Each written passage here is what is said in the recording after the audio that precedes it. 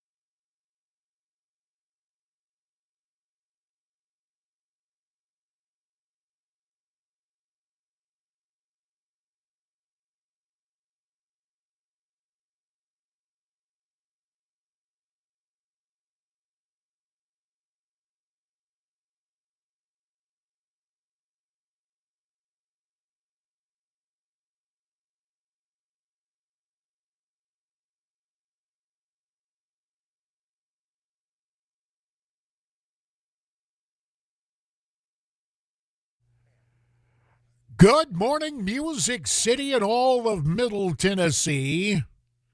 And wherever you may be listening, courtesy of streaming audio, yesterday you may recall, we had email input all the way from Melbourne, Australia. Mercy. Recovering United States Congressman J.D. Hayworth in for Dan Mandis, Nashville's Morning News, coming up on 6 minutes past 5 Central Standard Time. It is not your standard Friday. I mean, with the kids out of school, with your own holiday light schedule, and by the way, if you're one of the brave few, the fortunate few up this morning on the way to work, God bless you. It's not that misery loves company. It's just that I understand my duties as a professional broadcaster is to bring you this morning show as best I can under my own technical limitations. You know, well, there's no way to break it to you gently. The web administrator at the broadcast bunkhouse out here in Scottsdale, Arizona, ain't administrating because of the holidays, and my email that you and I have been using has gone kerflooey. So we have an alternative method of communicating. It's something you and I have used before during my previous guest hosting opportunities here at Super Talk 99.7 WTN. It is the website LinkedIn. Yeah, I know.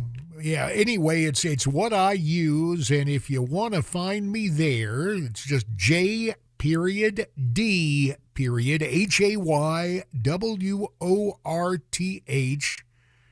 You punch that little thing, it says connect, and we get on that, and then you can send me messages. It has worked in the past. I am sorry that we have to use a backup, but at least there is a backup. There is a form of redundancy, perhaps a bit circuitous, perhaps a needless degree of difficulty, yet it is there, and we rejoice nonetheless. Speaking of workarounds, morning producer Mason, morning to you, morning producer Mason. How are you, Podna? Are you there? Are you scurrying around? Yes, hello there. Yeah, I'm here. Good. Doing well. Now, are you ready to, you had a dramatic workaround over at Mason's place the other night, right? A refrigerator emergency, is something like that? Yeah, last night, or not last night, but a couple nights ago, as I was yesterday morning, as I was coming into the station, got up yesterday, went to make some breakfast yesterday morning, and my entire refrigerator was not working anymore. Oh man, to use the vernacular of the graffiti artist, that SUX. Now, was it a deal when you reached in, let's say, for the milk, and the carton was almost room temperature? I mean, what was it? Take us through this traumatic scene early yesterday morning when you were in search of pre-broadcast nourishment. Luckily, I'd only been in bed for a couple hours, unfortunately for myself, but fortunate for the food that was in the fridge. I had gotten home pretty late last night from my job before, so I had checked it that night, and it was fine. So it only been out at most maybe 40 minutes, which is still a rough spot, but everything inside still felt relatively cool, so I wasn't terribly worried, and I was able to get things moved over to another refrigerator that we have in our garage. And that is the key. Yes, indeed. Redundancy may be frowned upon in writing themes. For college English, for high school English, you don't want to have redundancy, but in real life, for example, space travel, airline travel, and home economics with refrigerators, it sure is good to have that extra refrigerator, whether it's in the garage or like at the Hayworth Hacienda. There in the laundry room, there is a second refrigerator, and I was likening it to a bit of space history for you yesterday. Apollo 13, everything out of the command module, using the lunar module Aquarius as the lifeboat. And so that's what you had to do. And I don't know, well, is it prying? Is the big fridge still on the fritz, or were you able to restore coolness? As of right now, it's still not wanting to work for me, but there's enough space in the other one that I was able to get everything moved over, so we should be fine for the time being. Just down a fridge, unfortunately, but it'll be okay. Yes. That's why the good Lord gave us two. Well, no, it doesn't really work that way, does it? That's why you were smart to hang on to the old fridge, and you got it there. And as long as there's power to the place and it's plugged in the garage, well, as my old buddy Howard Coble, my fellow congressman representing the district of my birth, the 6th District in North Carolina, as John Howard Coble might say, well, good on you. Good on you.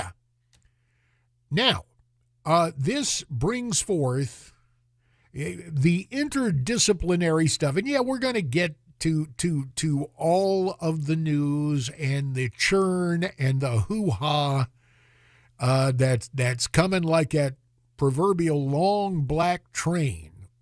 But I have a home economics question. I don't mean to get too personal, morning producer Mason. I'll start.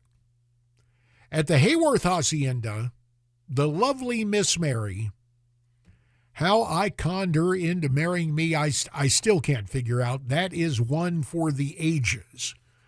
The good Lord took pity on me and gave me a beautiful bride, and she cooks as good as she looks. But I don't know, years ago now, when our universe of TV channels expanded and there was Food Network, Miss Mary adopted from her faithful viewing of Food Network the 3-day rule.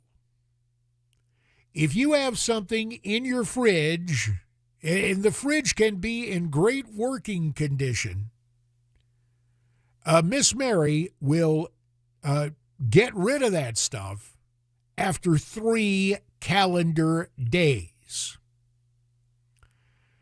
Now, guys, and I hearken back to the Stone Age when I was unaffiliated, a bachelor, and at one point, because I was on the same Kickapoo Joy Juice physician-supervised fast that Oprah was on way back when, but until I finally got fixed with weight control surgery now 2 decades ago. At any rate, at one point, the only thing in my fridge was water and brown mustard. Don't ask me how I ended up with that combination. But when I returned to eating food, and even now, I am a bit dismayed that so much gets gone so quickly and does not end up in the in my, well, unfortunately, restored ample gut or in the digestive system of my children, because Miss Mary is tossing that stuff out. Now, again, not to get personal, Mason, but do you have a similar situation where the food police, a spouse, a significant other, someone interested in your welfare, but picking up information from a channel with a vested interest in you junking whatever you got in the fridge, do you have a 3-day limit on stuff in a regularly operating fridge that keeps stuff cold? What is the limit by your standards? So we normally go off the expiration date that's listed on the item itself. Some of the people I live with in my house are a little more lenient with that number than others. I have 3 other roommates that I live with, and so we all kind of go by our own little scales on that. We keep track of our food that we So purchase you in the like store. almost have to have stick-em notes on the food. Yeah, we're all pretty good. We have little sections of the fridge that we're over for ourselves for the most part. But Wow. I don't want you to create any public ridicule for your housemates. But it seems in every collection, affiliation, confederation of roommates, housemates, etc., there's always that guy. Does everybody pretty much maintain that fridge discipline, or does one person, we don't have to know their name, it could even be you, Mason, otherwise you're a hard-working guy and conscientious and all of that good stuff that broadcast producers need to be, but is there somebody, you confess up, is it you or somebody else that violates the demilitarized zones laid out in the icebox? I actually think it's a baton that we all pass between each other sometimes. Just because we all work a lot. Some of us travel, some of us have multiple jobs, so we're all bouncing back and forth, and sometimes those numbers are left a little skewed on whether or not they're good in the icebox or not. Just yesterday, I mean, this isn't in the fridge itself, but this was in our pantry. We found a nice loaf of sourdough bread in the back of our pantry that had been there a little longer than it should have, and it has turned to penicillin, huh? Yeah, it was looking a little more black and moldy than it was the brown and fresh that it was when it was purchased. It was mangy. Just a little mangy, bit. moldy. If who was that came up with? Was it Alexander Fleming? Anyway, the medical researchers who discovered penicillin could have used that loaf of bread. Yeah, it's a curious thing. Now, I should say that there is a special holiday dispensation for which I give thanks. We still got all that dressing and a little bit of the turkey and green bean casserole, but I think the ultimatum is today. And we're talking Christmas, not Thanksgiving. Yeah, that's right. Yes. let me clear this out. Yes, we have a Christmas meal remarkably similar to what we have on Thanksgiving. And so, yes, thank you. It is important toward more exact speech. You are correct. It was the Christmas feast that is hanging on, although Miss Mary is about to invoke her martial law, her beneficent dictatorship. Is that the way we genderize female? She's a benevolent dictator. But I think today, if I don't shove it down the old gullet, post-show, it's going to be Gonzville. So, and thus far, no complaints. Tastes good on the way down, and no waking up at night, no problems with it, but it just kind of got to me that everything moves through that fridge, and I was thinking of your tale of woe yesterday, and just inquiring minds needed to know. So it is in that spirit that I came to you this morning, and you put your life on public display, Mason, and for that, it's a gold star in the annals of morning show producing. Well, I appreciate it. And see, isn't that a great way to start Friday? I like to think so, even though, again, it's a bit circuitous.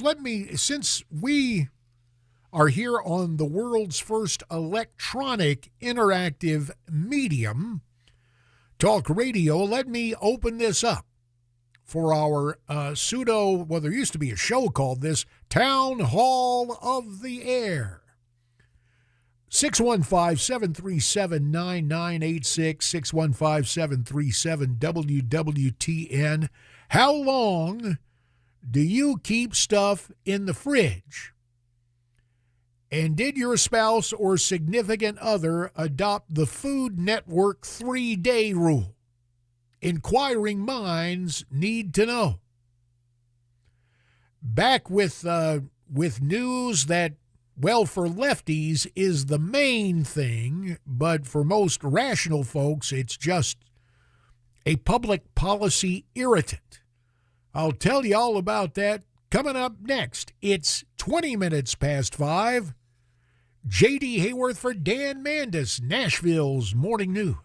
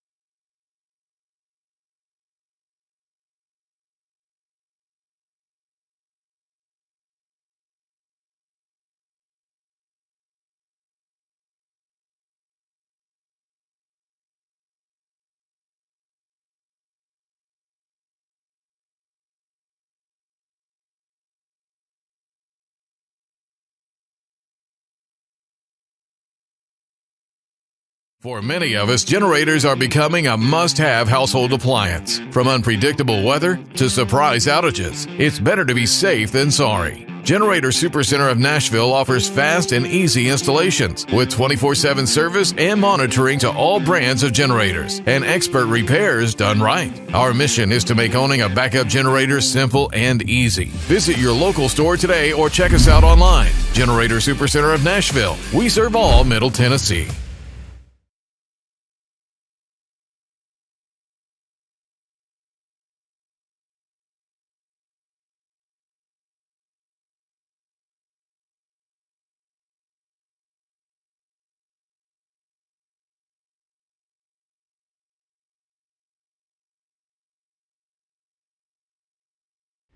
Hi, I'm Paul Winkler.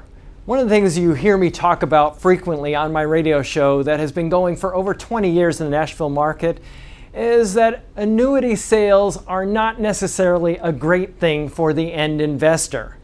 Now, if you go to an investment firm, a lot of times you'll get that. The first thing that they recommend, an annuity. Banks and investment firms recommend these for one really good reason. And many times that reason isn't the best thing for you. It's commissions. It's a huge moneymaker for the investing industry. This is why I think it's so important that when you work with an investment advisor, that they not be paid on commission. It creates a huge conflict because it creates an incentive to sell you things that may not be in your best interest. If you want to learn more about our approach to investing and financial planning, go to paulwinkler.com and set up a free 15-minute phone call. We don't do anything on commissions. Or you can call 615-851-1950.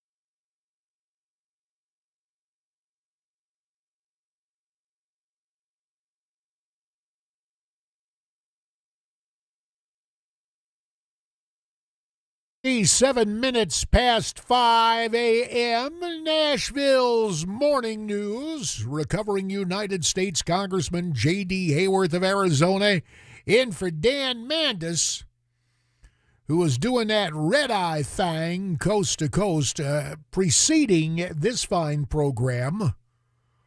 All returns to some semblance of normal on Monday, I would imagine. Or at any rate, management has had its fill of me, so this particular day is my last with you for the foreseeable future as I remain on call. Now, if you need to communicate with me, and I'd love to hear from you, the way you can communicate with moi, sorry, today it's a bit circuitous.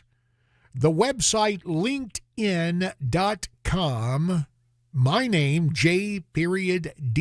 Hayworth, Hayworth. You type it in the search thing, you find my smiling face, or that, I think the look is more determined. It's one of the old campaign photos, and I pretty much look like the same guy.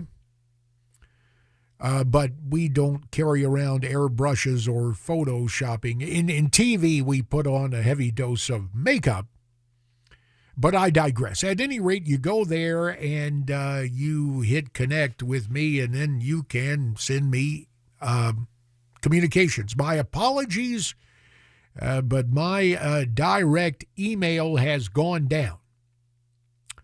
And the administrator ain't administrating today during the holidays out at the broadcast bunkhouse in Scottsdale, Arizona. So we're left to the phone line, and we'd love to hear from you. 615-737-9986, 615-737-WWTN, the number to call.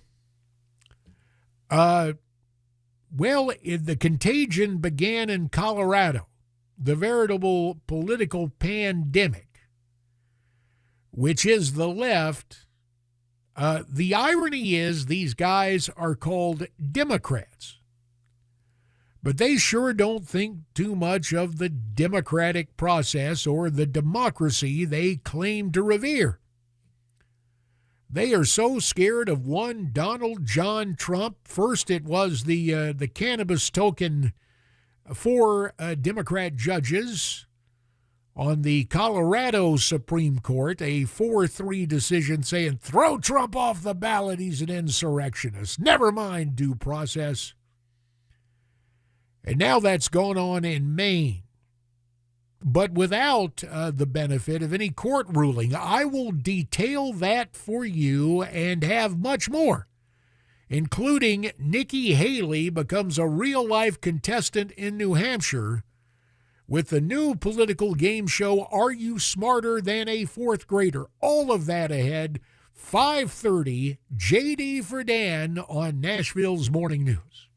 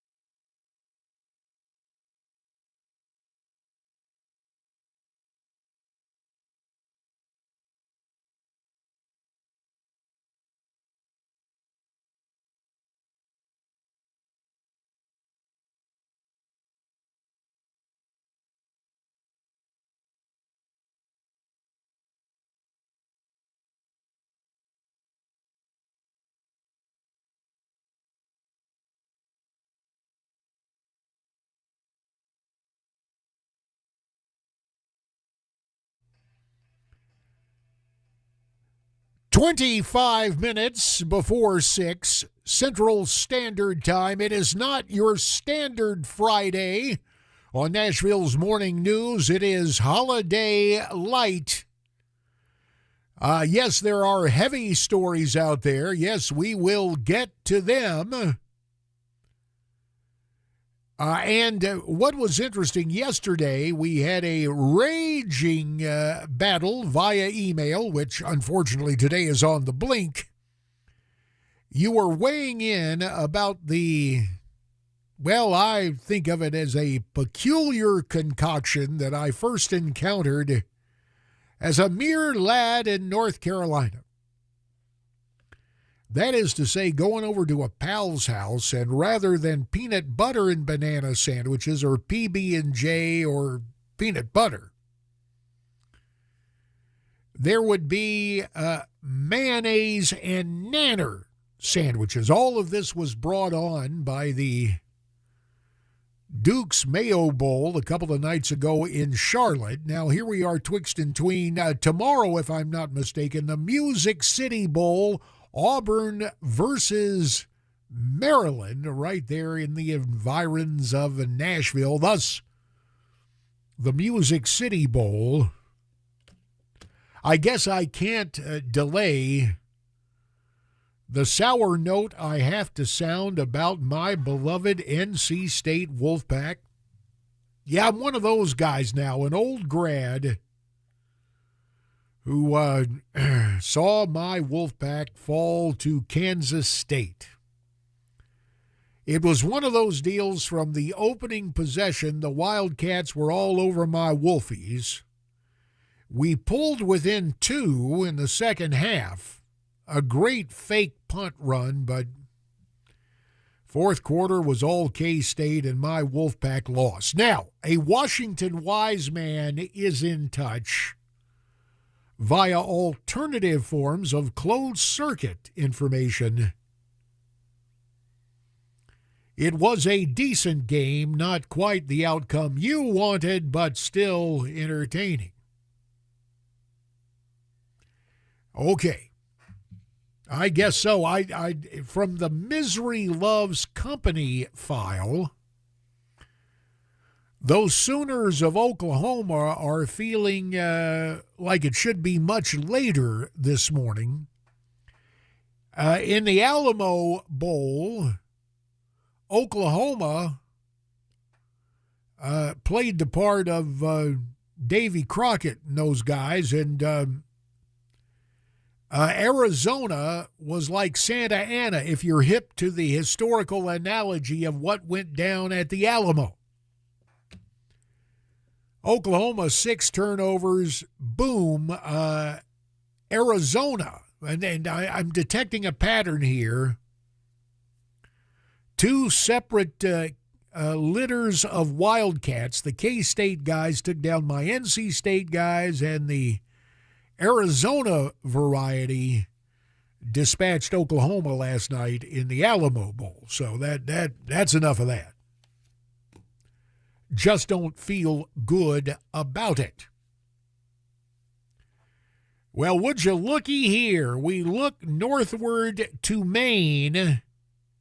Somehow in our political lexicon, and I don't have the history of the statement, but there was the expression years ago, as Maine goes, so goes the nation.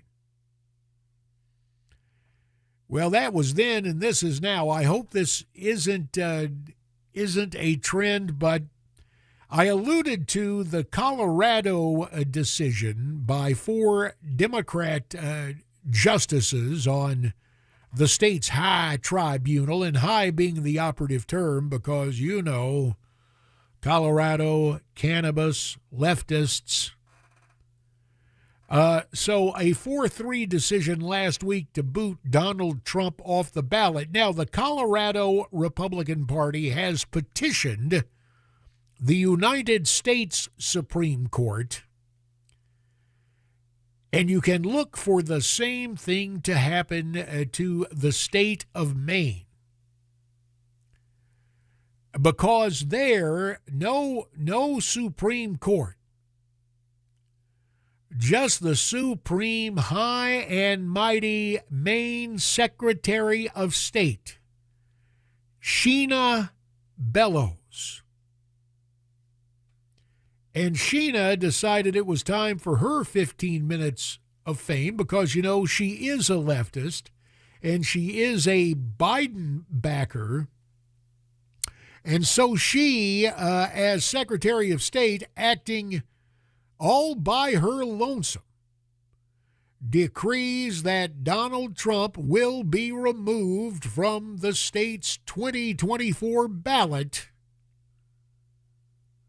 based on the 14th Amendment's insurrectionist ban. Now, we can go through all of the whys and wherefores of just how wrong that is. But right now, that's the policy. That's what Maine has done. The Supremes off enjoying their Christmas vacay, or whatever the nomenclature is now in Washington, given the effort to, well, refer to quit referring to Christmas. The winter break, the Christmas break. So when everybody gets back to work, presumably the Supremes are going to have to get their rocket docket together, not only for Colorado, but now for Maine. If you're wondering how we got here, no, it is not January 6th. What it was a project way back when I was in Congress. George Soros. You know that name, right? The lefty gazillionaire who's now an American citizen, but who feels about America the way his Mr. Soros' native Hungary feels about him. They don't let him back in the country. He is persona non grata over. And I happen to think with good reason. Yeah, back when I was in Congress, we heard that George was starting in cahoots with other leftists and their deep pockets what was called the Secretary of State Project. It bore its first bitter fruit in the leftist paradise, the frozen tundra of Minnesota, and it was not Minnesota nice, don't you know? What happened way back then and way back there was that the Democrats ran the former Saturday Night Live writer Al Franken for the Senate. And Norm Coleman, the moderate Republican, was the picture of prim propriety in his reelection campaign. Looked like old Norm was going to prevail, but there came a ruling from the new leftist Secretary of State in Minnesota saying, hey, those felons, you know, the guys who had their voting rights taken away and used to be a steadfast law, we gonna redesignate felons as Democrat voters, basically, and that's how Al Franken went to the Senate until he got swept up in some unfortunate photos that became Me Too-ism. And Stuart Smalley slunk off to exist now basically on YouTube reruns. But that, as I recall, was the first electoral goal for the non-Democratic Dems in the wake of the Secretary of State project. There have been other examples long before I went to Congress. In Indiana, a district known as the Bloody Eighth, And this was back when the House of Representatives was in the clutches of Dems. And Tip O'Neill and his gang just decided that when a Republican was the surprise winner of a close race in Indiana 8, well, yeah, the Secretary of State of Indiana may have certified the results of the election, but that didn't have to stand with the non-Democratic Dems. They said, no, the House has the final say. We're keeping our guy in office. And that is exactly what they did. So that goes back some years, and you can go back even further, back when, and it wasn't that long ago, whether Tennessee or North Carolina or even a state like Texas, where the action was to win, in essence, to win election, you had to win the Democrat primary. And Robert Caro, the guy now approaching 90, who has written thus far I believe it's four, at least I know I've read three huge tomes on what is called the Years of Lyndon Johnson. And history compels us to point out that LBJ was only in the White House for 5 years, but Caro just can't stop writing about LBJ. At any rate, one of his books, I believe it was entitled Means of Ascent, where Johnson, having lost, and we touched on this yesterday, the real-life personage of W. Lee Pass the Biscuits Pappy O'Daniel, the real-life Texas governor who beat Lyndon Johnson in the, I believe it was 1942 Democrat primary to win a seat in the United States Senate, and in stark contrast to the motion picture Aloysius Pappy O'Daniel, is portrayed by Charles Durning in the Coen brothers' Oh Brother, Where Art Thou flick. The real-life Pappy O'Daniel, during his time in the Senate, was the first guy to introduce a term limits bill, and it had the same success way back then that we have now. LBJ, for his part, learned. So fast forward to 1948. Another Senate primary, another Texas Democrat governor, A. Coke Stevenson. He and Lyndon are in a tussle for that Democrat nomination for the Senate and the de facto election. And wouldn't you know, some of the ballot boxes, I believe it was Los Brazos County, a few of those ballot boxes, well, it appears they might have been doctored. Now, a gentleman with whom I served in the House, Ralph Hall of Texas, a conservative Democrat who, in his last years in the House, switched to the Republican Party, and he got a call. This is great. Ralph had a great sense of equipoise. And so a rich guy in his district calls him up and says, "Hey, Ralph, I just wanted to let you know I'm going to challenge you in the next election, and I'm going to spend $6 million of my money to defeat you." And Ralph says, now hang on a second, friend. There's no reason to go through that. I tell you what, you split that money with me, and I'll just retire, he said, tongue firmly planted in cheek. And when the guy heard Ralph's response, he decided to forego a challenge at that point.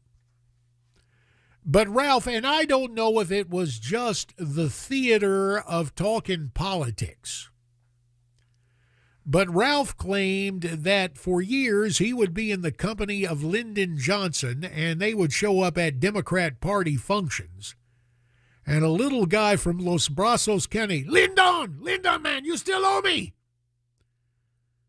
To which Ralph, probably apocryphally, said LBJ would say, "Oh, pay him no mind, Ralph. He'll stop and go do something else after a while." True or not, there are still questions about some of those ballot boxes from way back in the late, great 1948. And now you know all this hoo-ha did not start in 2020. It just went to a whole nother level. When we come back, is Nikki Haley smarter than a fourth grader? The latest games of gotcha from New Hampshire. That, the pageantry, the pomposity, all the yin-yang of presidential politics when we continue. It is 9 minutes before 6. It's JD for Dan, and it's Nashville's Morning News.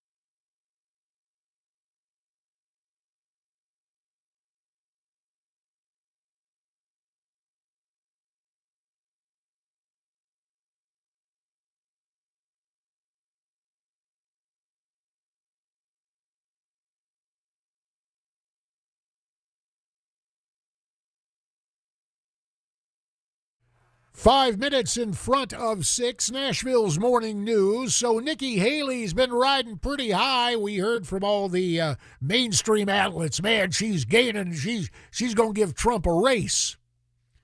We take you now via recording a town hall in North Conway, New Hampshire, and a fourth grader questions Nikki Haley. Really insults her, but that's the right of New Hampshire voters or just little kids who show up at town hall meetings. Clip 1.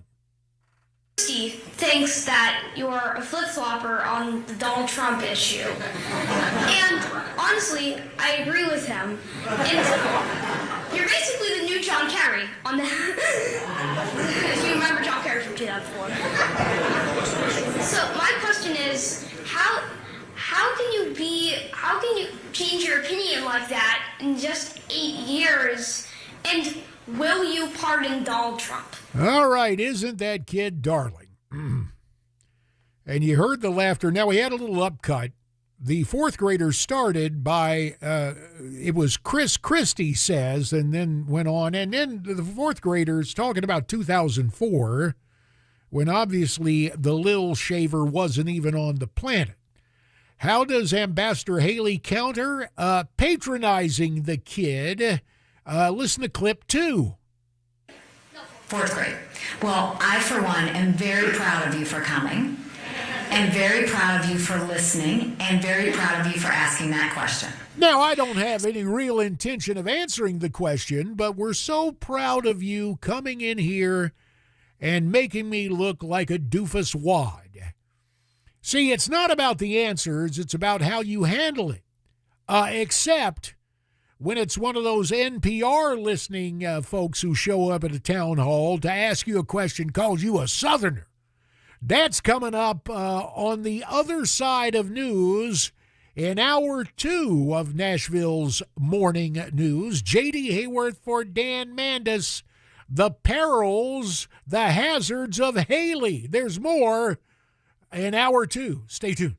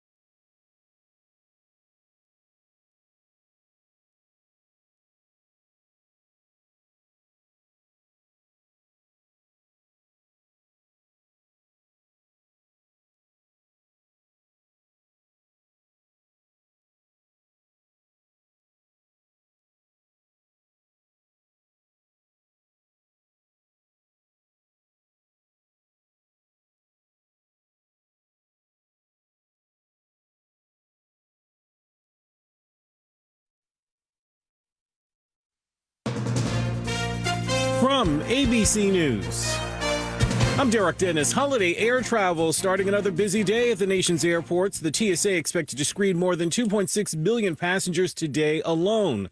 On the West Coast,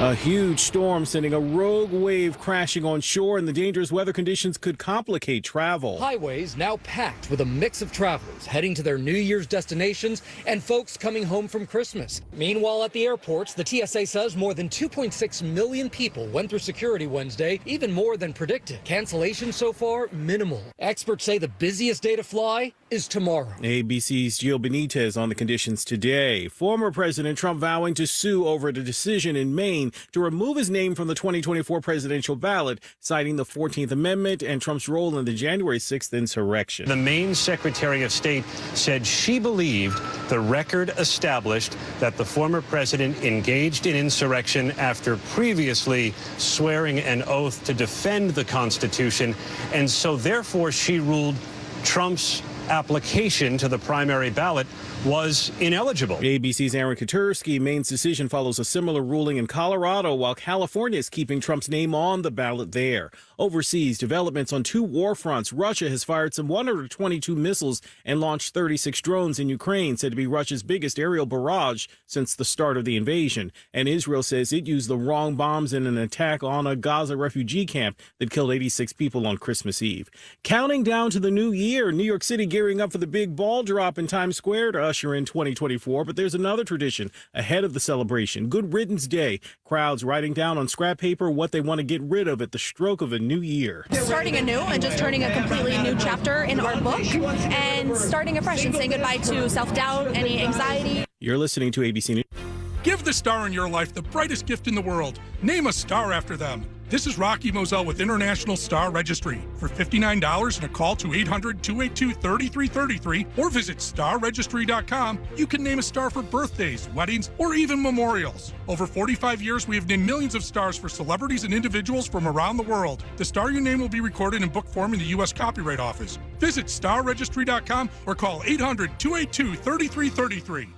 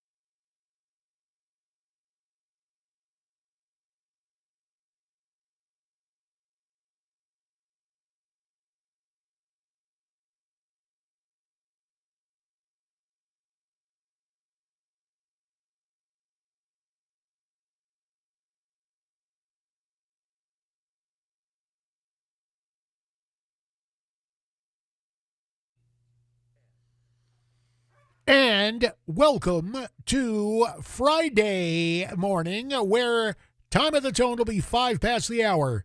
Boop. Self-generated low-budget audio embellishment means it's 5 minutes past 6 Central Standard Time. It is not your standard Nashville morning news because Dan Mandis is not heard, obviously. You've got me in here this morning to finish out this modified work week, if you're calling it that at your house, or, well, if you're up and en route to work, I guess it is the final day of the work week for you, or what became a 4-day week courtesy of Christmas back on Monday. Recovering United States Congressman J.D. Hayworth in for Dan the Man, who was doing his overnight moonlighting for a national audience on Red Eye.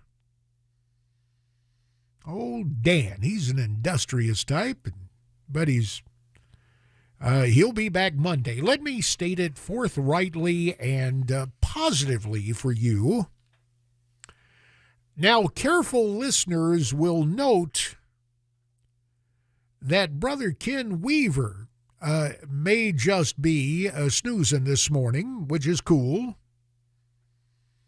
And ditto for Jack Womack, who ain't back, at least not yet. Anyway, it doesn't mean that traffic stops or anything else. But you will recall yesterday, when we were in the midst of a culinary dispute over the efficacy, the tasteworthiness, the entire idea of mayonnaise and nanner sandwiches, mayonnaise and banana on white bread, a staple of so many suburban kitchen tables when I was growing up in North Carolina, and I thought it was a Southern thing, and even as a Southerner, I thought it was a peculiar thing. Now, we've gotten some yesterday I got some great emails. My email's on the fritz today, so it's just another kind of Friday thing. All of this to note that Ken Weaver told us that he was peeling out of the exclusive broadcast studio location there off Music Road. He was barreling down to his nearby grocery store to grab Duke's mayonnaise, a bunch of bananas, and white bread. You will note his absence this morning. Now, as the venerable Paul Harvey used to say, no known connection. But I simply proffer that to you as what I believe to be. Maybe it is my confirmation bias at work. No kin, mayonnaise and nanner sandwiches, no good. That's just the conclusion I'm drawing by newsman Ken Weaver AWOL this morning. Again, just speculation on my part, but I believe it's a malady that may have been caused by that strange concoction of mayonnaise, nanners, and white bread. Now, granted that every state in the union is different. And earlier this morning, we made mention in ABC News at the top of the hour, likewise made mention that the Secretary of State, a steadfast acolyte of the left, decided that she, in her all-high mightiness, Sheena Bellows is her name. She had decided that Donald Trump is an insurrectionist and he's not going to be on the main ballot. Of course, you had what happened in Colorado. Now, a Washington wise man said, yeah, but California, and ABC said the same thing. Yeah, but California is keeping Trump on the ballot. Oh, mercy, forgive me. Well, that's, it chokes me up. The irony, gruesome Gavin Newsom is still thinking that there is a path for him to the Oval Office sooner rather than later. But if it has to be later, he's cool with that too. The smiling cobra, as I call him, Governor Newsom, wants Trump on the ballot because, see, Governor Newsom has decided that he is just so pretty. Like John Edwards, that you will not look at that reptilian calculating smile, or if lady folk do look at that smile, they'll think it is dashing, dangerous, threatening, and irrepressibly attractive.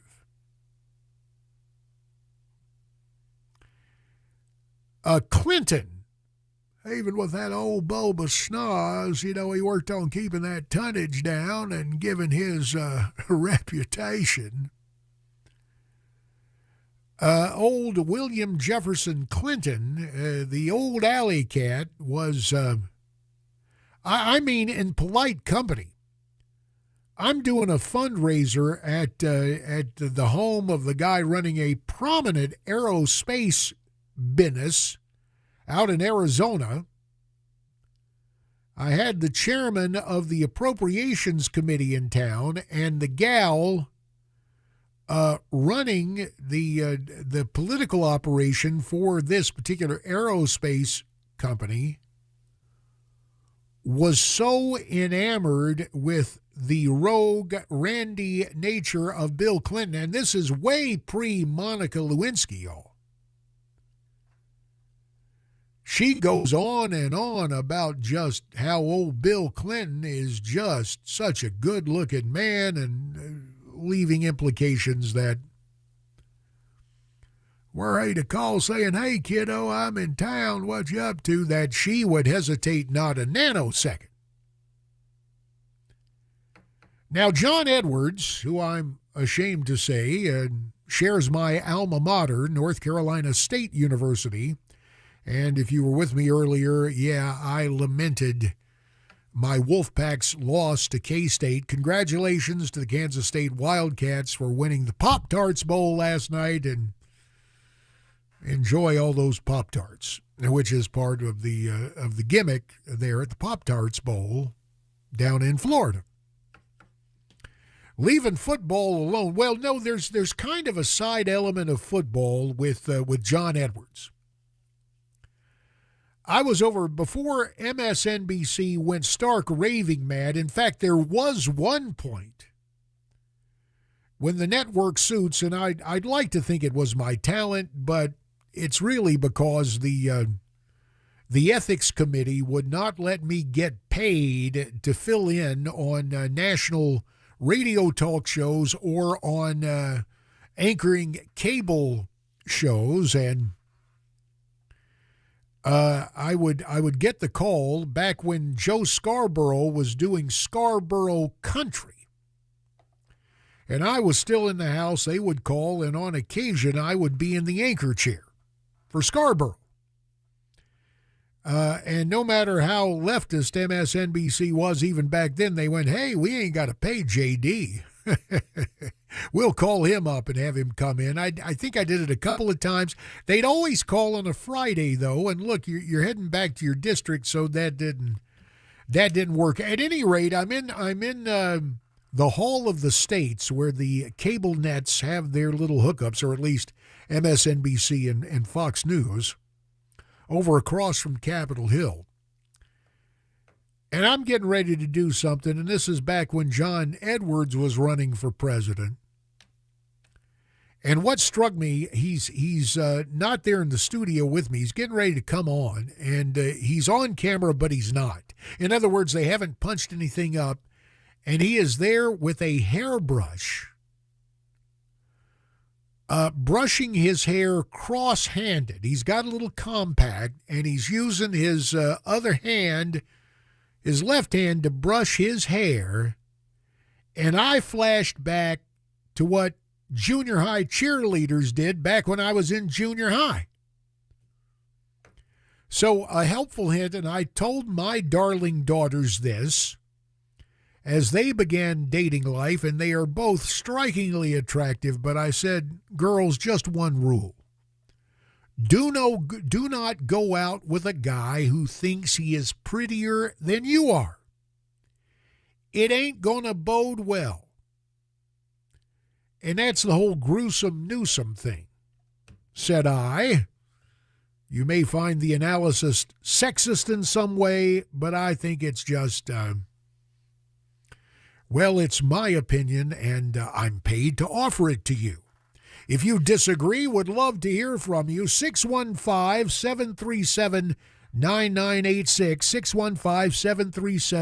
615-737-WWTN. Now, earlier, before the news break at the top of the hour, we preferenced some of the gamesmanship. You see, part of what happens, in much the same way, not so much for all the different bowl games right now, but post-New Year's Day, when that college football playoff takes place, what is that, next Monday night after New Year's Day, maybe a whole week later. Anyway, whenever that takes place, interest is piqued because there's now a path to figure out who's going to be the national championship.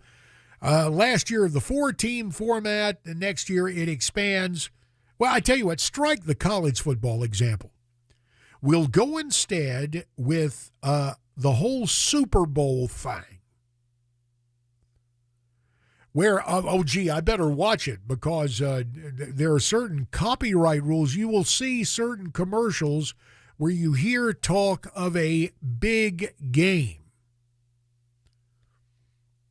That's because the event, the Super Bowl, if there are any promotional things that are not authorized, you can get in a heap of legal hot water about that. For my purposes, I'm not discussing a specific Super Bowl. I'm talking about the ritual of all the infotainment that surrounds it, and it is a yearly thing. Well, this analogy doesn't work either.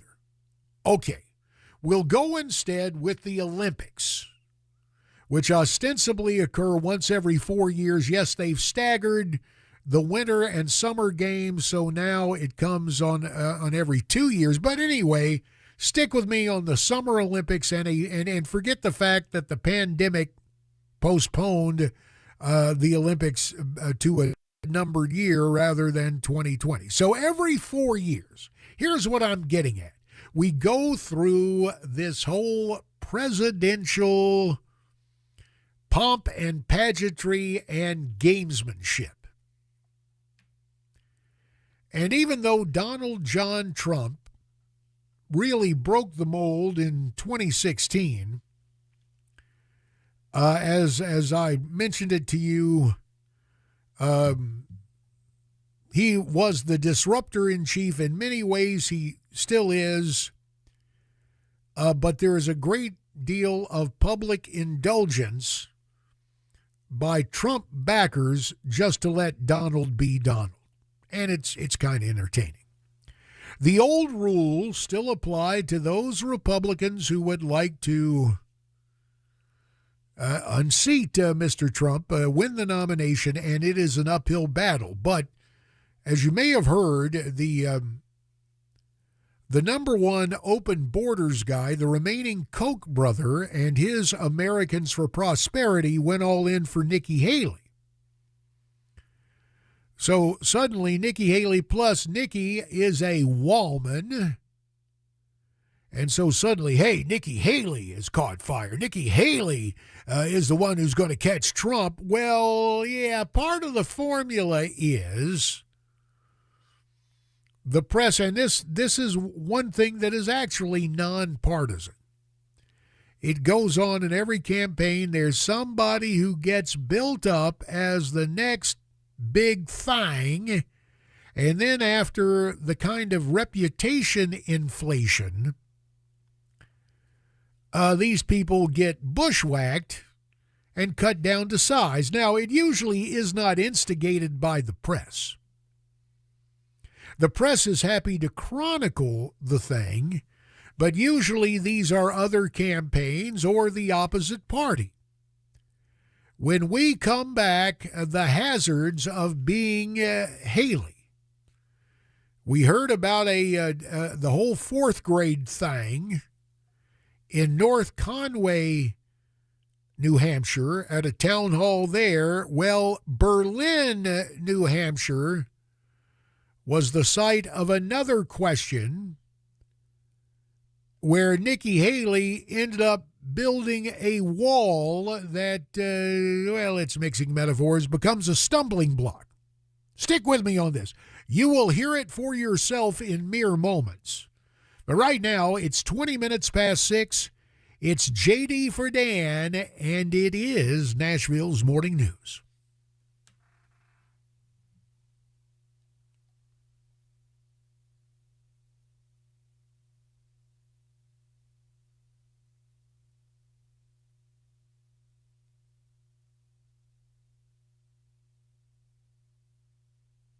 You there, JD? Yeah, buddy, I went to the break. Are we there? Are we on? Sorry, I missed that. Yeah, it's 21 minutes past 6, and it's Nashville's Morning News.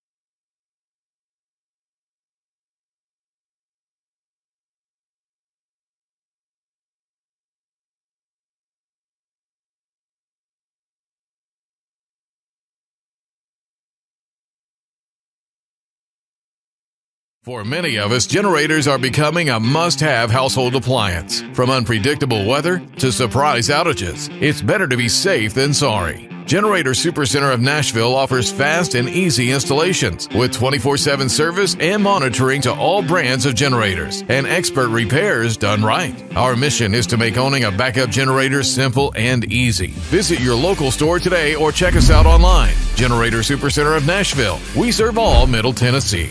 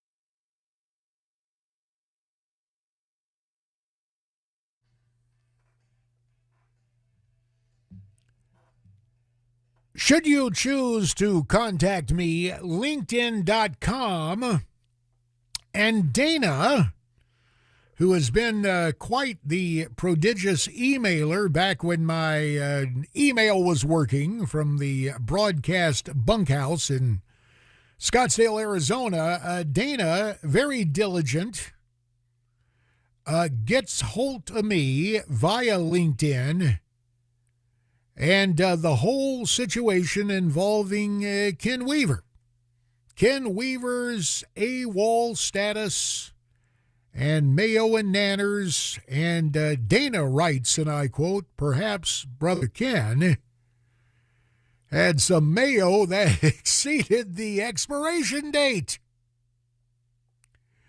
And in this case, given the certain brand that was bandied about because of bowl game product placement, that twang, well, I don't mean to get scatological. The twang may have resulted in some other sound effects. All right, I'll just leave it there. But Kenny's away. Dana's diligent. Dana, thanks for getting a hold of me via LinkedIn. LinkedIn.com, J.D.Hayworth. You can message me there, and Dana just did. And also to Dana, little notes. Enjoy the weekend and Happy New Year, and right back at you, Dana. Nikki Haley. The hazards of being Haley. Berlin, New Hampshire, the location for another town hall mishap, this time not involving a fourth grader, but a serious adult. Oh, the game is the same. Gotcha. And Nikki, well, you know, the whole thing in New Hampshire is live free or die, not live free or whine. And the other thing is the Gadsden flag, which, of course, the Tennessean reminded us yesterday with the prominence of the license plate being number one in the volunteer state. Of course, Tennessean, that's been linked with racist stuff. But I think about the Gadsden flag and don't tread on me. Nikki, as a native South Carolinian, didn't want to tread on that peculiar institution, apparently. Let's just listen. This is clip 3. Cause of the United States Civil War.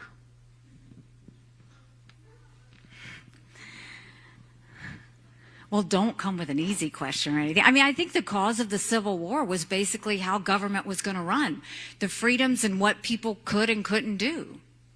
What do you think the cause of the Civil War was? Now, the guy responds, yeah, I'm not running for president. And Nikki doubles, yeah, it's a freedom question, interestingly enough. And the guy says, well, I can't believe you wouldn't mention slavery, and you didn't, and so now your non-answer speaks volumes. Or that was kind of the way this NPR listener who showed up to make life tough for Nikki Haley did so in Berlin, New Hampshire. So inevitably, there's got to be a revision. And it came for Governor / Ambassador Haley. Oh, heck, just Nikki. It came for her on the program, the radio program, Good Morning New Hampshire with Jack Heath. And the S word she mentions, and then she goes behind the scenes with who she believes the questioner really was. Take a listen to clip 4. What that was at. Yes, I know it was about slavery. I'm from the South. Of course you know it's about slavery. But let's go to the second point of this. The second point of this is, why did this happen? Jack, the media has yet to connect the dots.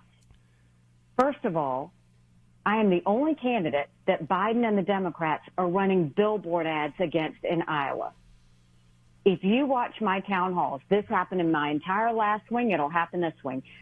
Biden and the Democrats keep sending Democrat plants to do things like this to get the media to react. Okay, ding, ding, ding, ding, ding. Yeah.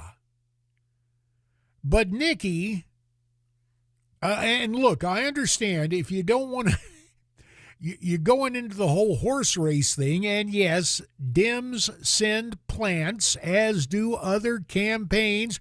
When you're doing a town hall format, get ready for it.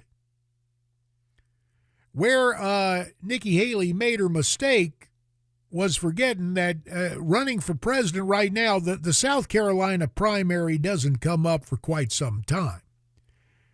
You're in New Hampshire, smack dab in, if you want to relive where we were in that unpleasantness between the states, you're in Union country. You're up there with all those New England Yankees. The first word out of your mouth, and that was a litmus test, was, okay, I got me a Southerner here. Now, never mind the fact that she is from, well, I'm sorry, I don't know why I'm doing a Southern accent for a New Hampshire Yankee. But the guy's going, okay, here's the way we nab Nikki. She's a South Carolinian. She ain't going to mention the word slavery. And he was right. And so now she is furiously trying to get past that. Yes, there are plants. It is especially frustrating because... and not only are there plants, there's a script that's followed. It usually goes something like this. I used to encounter this all the time. Congressman, I've been a Republican all my life. But you are such an extremist that I cannot in good conscience continue to be a Republican. I will never vote for you. And that it always starts where the lefty is trying to claim that they're a lifelong Republican. It happens in town halls. It happens in talk radio. That's your clue that it's part of the template, but it goes with the territory. As does the proverbial piling on, whether it makes any difference or not. When we come back, you'll hear one of Haley's Republican opponents just take after her with a rhetorical switch, so to speak. Or perhaps I'll just say take her to task. Coming up on 6:33, JD for Dan on Nashville's Morning News.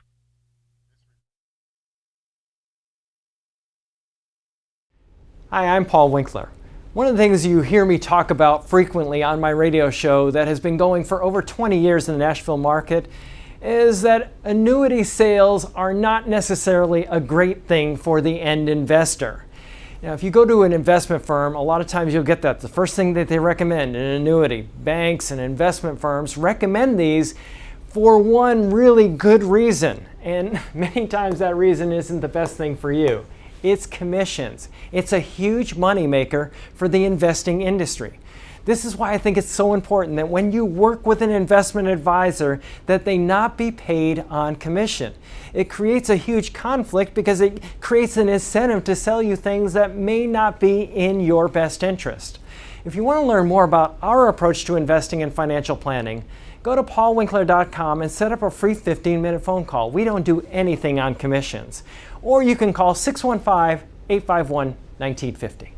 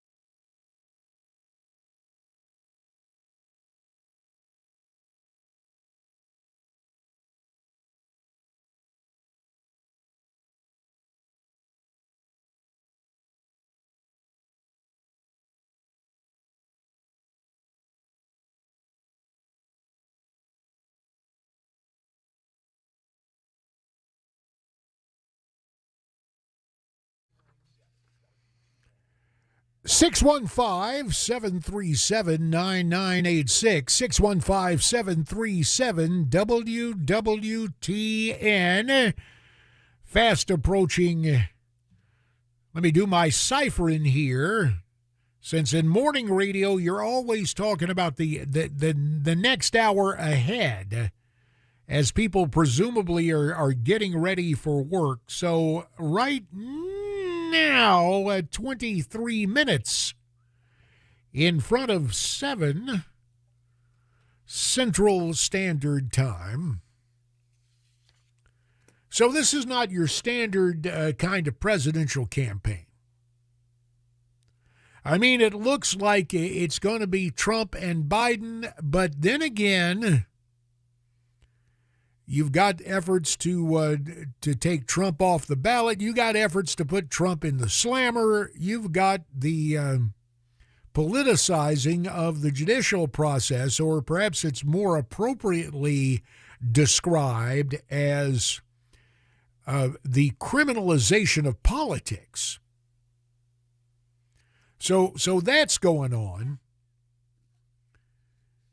And that means, look, there is never a shortage of ambition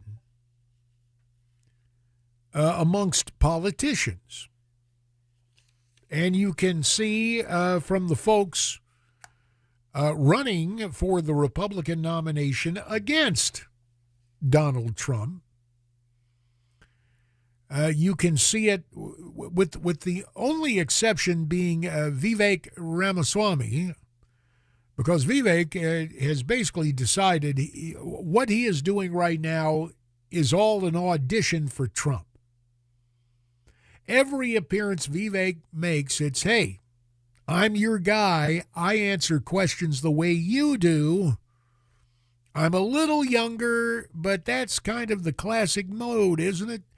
You're the president. I want to be your vice president, and I will take the fight to the other side the way you do, President Trump. So that's what Vivek's got going on. Ron DeSantis had all sorts of dough and a PAC out there called Never Back Down, but lo and behold, before Iowa and New Hampshire, Never Back Down did just that. They've yanked all their dough for media buys. So when you ain't got money, you got to get involved. What we call it is free media. And that means a candidate is saying, hey, look at me. Hey, look at me. Hey, look at me. And earlier you heard Nikki Haley opine that the unpleasant and politically hazardous non-answer she gave at that town hall in Berlin, New Hampshire, she chose to tell a radio audience across the comparative small landmass that is New Hampshire that it was a Democrat plant. Hey, we don't know that. It could have been somebody supporting Ron DeSantis. Whoever it was, Ron DeSantis gets a little free media on the Fox News channel. And he goes after Nikki Haley with a rhetorical switch and with the culture and heritage of the Republican Party in American history. And he dresses her down, so to speak. Take a listen to Ron DeSantis, clip 5. That's Ron DeSantis, clip 5. Well, it was a massive word salad. I still don't understand what she was trying to say with that. Why she would have gone down that road, I don't know. Look, we're Republicans. The Republican Party was founded to oppose slavery and its expansion. And the reason slavery got abolished in the United States was because of the Republican Party and the election of Abraham Lincoln and what happened in the ensuing years. And so, yeah, so there you have it. Looky here, we're the party of Lincoln. Now, Nikki didn't mention that because what what happened in the South was, and this is the whole thing that the left uses to try and negate the culture and heritage of the Republican Party. Well, Nixon has a Southern strategy. Way back in the late, great 1968, Dick Nixon was able to persuade J. Strom Thurmond, the senior senator of South Carolina, to line up with Republicans. Now, he had run for president as a states' rights candidate, a.k.a. Dixiecrat, way back in 1948. And Thurmond's time with the Democrats was somewhat tempestuous, but Nixon figures, hey, when it comes to states' rights, a new federalism, well, this is the politics of addition. I'm going to reach out to old Strom. And Strom eventually became a Republican. And so that has been the revision. That is why you hear all the lefties talk about how any Southern Republican is a racist. Never mind the fact, if you trace the culture and heritage of the two major parties, you find that the opposite is true in terms of labels. But it goes back to that Southern strategy thing. Now, even before old Strom, there was a guy, old Floyd Spence. Floyd ran as a Republican. He didn't start his political life as a Democrat. Floyd had been the single-wing quarterback at South Carolina University of. He had been a guard on the basketball team. He also led it in track and baseball. And he was student body president down there, goes off and fights in World War II, comes back home. And in 1962, if I'm not mistaken, Floyd Spence ran for the state Senate as a Republican down there in the Midlands of South Carolina, and he won a seat as a Republican, as he might say. How about that now? That's the way old Floyd Spence would laugh. Floyd had a line for everybody and everything. When family would come up and we'd be doing an event or whatever, Floyd would come in and say, "Who's this child? Who's your child? Who's this child? Can't be your mama. Got to be your sister." And he'd look over and see Mary and go, "Can't be your wife. Got to be your daughter. I tell you what, darling, on a scale of 1 to 10, you about a 15. How about that now?"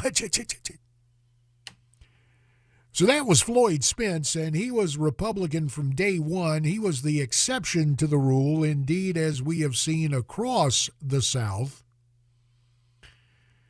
But just a little lesson on Southern Republicanism, or as the noted political scientist V.O. Key, who made Southern Republicanism kind of his bailiwick in terms of academic pursuits.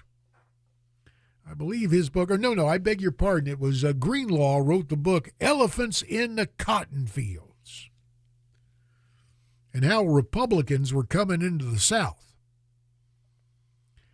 Now, there is one guy who ain't a Southerner, who had weight reduction surgery, but his lap belt must have been fitted loosely. That is the corpulent Chris Christie of New Jersey. And he's not part of the whole Nikki Haley thing. Chris Christie, if we were to put a musical accompaniment to his raison d'etre, it would be taking the intro, remember that kind of hook that would start on Dragnet, but you would add one lyric to it. Trump, Trump, Trump, Trump. Trump, Trump, Trump, Trump, Trump. And so Chris Christie puts up a video on X, formerly Twitter, and it comes from a group called Republicans Against Trump. And Chris takes time to get his snout out of the trough to do his second favorite thing, which is badmouth Donald Trump. And I want you to hear what Chris Christie thinks is going to get him elected president, or more likely he thinks, I'm going to get another big deal with ABC or CNN or maybe even MSNBC. So here he is in all his NPR listening demeanor. Ladies and gentlemen, I give you former New Jersey Governor Chris Christie. This is clip 6. Some people say I should drop out of this race. Really? I'm the only one saying Donald Trump is a liar. He pits Americans against each other. His Christmas message to anyone who disagrees with him, rotten hell. Well, hey, it's the spirit of the season. Time out. Hey, Chris, grab a donut, pal. Cool it. Now, that is cruel for a guy like me who back before I had my, as I called it, a gutectomy, before I got fixed, I was pushing 3.5 bills, okay? Of course, the difference, such as I sought solace when I was toting all that tonnage, I was 6'4" and 3/4. As the years have passed, I am now 6'4" and 1/2. As when I was signed at NC State, I was just a shade under 6'5", but living and tonnage done wore me down. But when Chris Christie goes after Trump, he says in his Christmas message, "Rot in hell."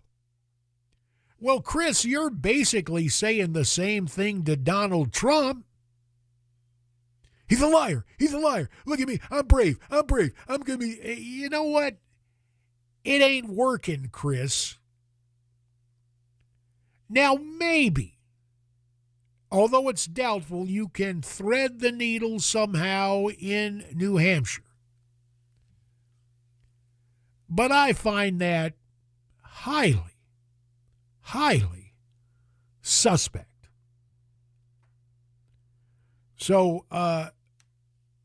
there is Chris doing his thing, which is basically, I'm not Donald Trump, I'm different. I'll call him names. And you got to remember, Chris, usually when somebody wants to run for the bigger job, they come off some sort of record of voter approval. For example, DeSantis down in Florida. And yeah, he started listening to Karl Rove and the Bush Bunch, and a lot of the dough that came in, I think, steered him in the wrong direction. But DeSantis is very popular as governor of Florida. When Chris Christie was packing his bags to get out of the State House when he was governor of New Jersey, his approval rating was in the teens. It was, I tell you what it would be like. It'd be like Jeff Flake from my home state. It would be as if Jeff Flake turned his back on the patronage he has received from Joe Biden, and Biden showed the appropriate kind of arm's length with Flake, making him ambassador to Turkey. So we have a Flake in Turkey. Beautiful. I don't guess old Joe has the cognitive power to realize what he did, but the Obama bunch and the other leftists pulling Biden strings, they have a sense of humor. Hey, we'll take this guy a Flake and send him to Turkey. But coming up, because my job for you is to point out where some hazards may exist, before New Hampshire, there is Iowa and the Iowa caucuses. the unseen peril of what goes on in Iowa and what it could mean to Donald Trump and what it could do to give encouragement to anti-Trumpers, which primarily exist in the press and a couple of the people I outlined for you before. Mercy, morning's getting along. It's 9 minutes in front of 7. JD for Dan, Nashville's Morning News.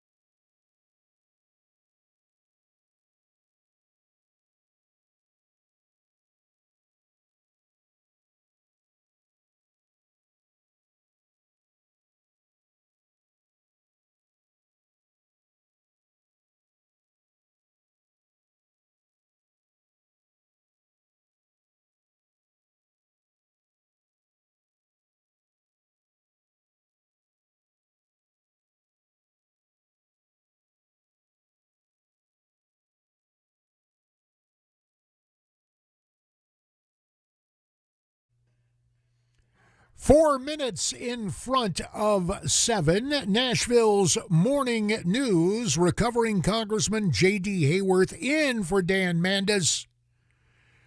And I got to caution you because everybody's talking, or most Trumpians and most conservatives say, well, you know, this thing is Trump's to lose. Yes, it looks like Donald John Trump is cruising along, but understand the middle of next month, in the new year, the Iowa caucuses.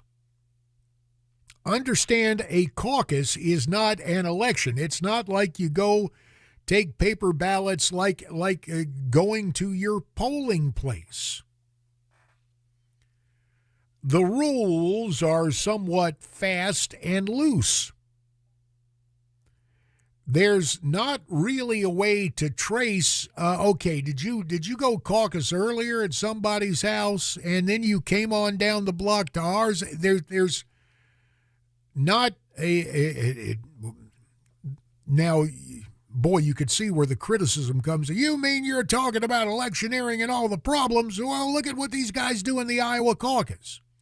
Yeah, it's why organization makes a difference. It's why the Koch brothers Open Borders agribusiness cabal is behind Nikki Haley, who's George W. Bush in address, she'll talk tough about the border, but it'll be business as usual to depress wages and get all the cheap labor in, or cheaper labor than American citizens, for the remaining Koch brother. At any rate, Donald John Trump on Truth.com pointed out a truth. People are going to have to show up and vote for him and become Iowa caucus captains for him to have some semblance of organization. Clip 7. And we're going to bring it back, and we're going to make it great again. We want to win big in Iowa so we can focus all of our energy and resources on beating crooked Joe Biden and taking our country back from the radical left. To do that, I need my most dedicated supporters to fight alongside of me and serve as my Trump caucus captain. So important. On Monday, January 15th at 7 p.m. Thanks, date and time, and you need to be a caucus captain. The question becomes the top-down thing. Does it get it done for Trump, or is there an opportunity for Haley or DeSantis to have an organization? Most likely Haley, for the reasons I mentioned earlier. Am I saying that's going to happen? No. I'm just giving you the lay of the land and why organization is important when it comes to the Iowa caucuses. Oh, wait till you hear the story next hour I got for you. Stand by for that.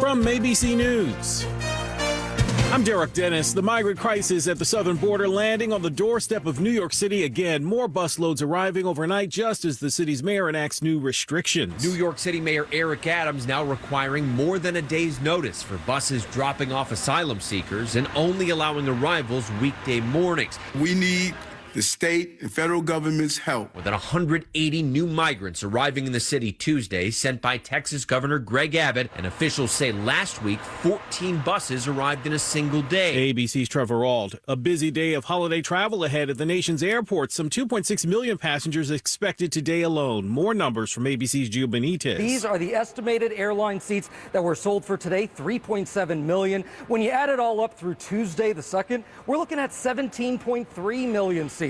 How about those planes in the air? Well, today nearly 44,000, but tomorrow more than 48,000 flights. The busiest day next week is Wednesday the 3rd, with more than 44,000 for that big return home. And on the West Coast, a huge storm is complicating travel and making conditions dangerous. A rogue wave slammed into the California coastline. people running for their lives, trying to outrun the water. Several onlookers swept off their feet, carried away by the rushing water. Some people pushed 50 yards down the street. At least 8 people were taken to the hospital. ABC's Will Carr. Maine Secretary of State removing former President Trump's name from the 2024 presidential ballot, citing the 14th Amendment and Trump's role in the January 6th insurrection. A similar decision made in Colorado, while California has done the opposite. California's Secretary of State announced that Trump would remain on the ballot despite calls from the lieutenant governor to remove him. It all underscores the divide even in the Democratic Party over this controversial issue. ABC's Rachel Bay. Trump vowing an appeal. You're listening to ABC News.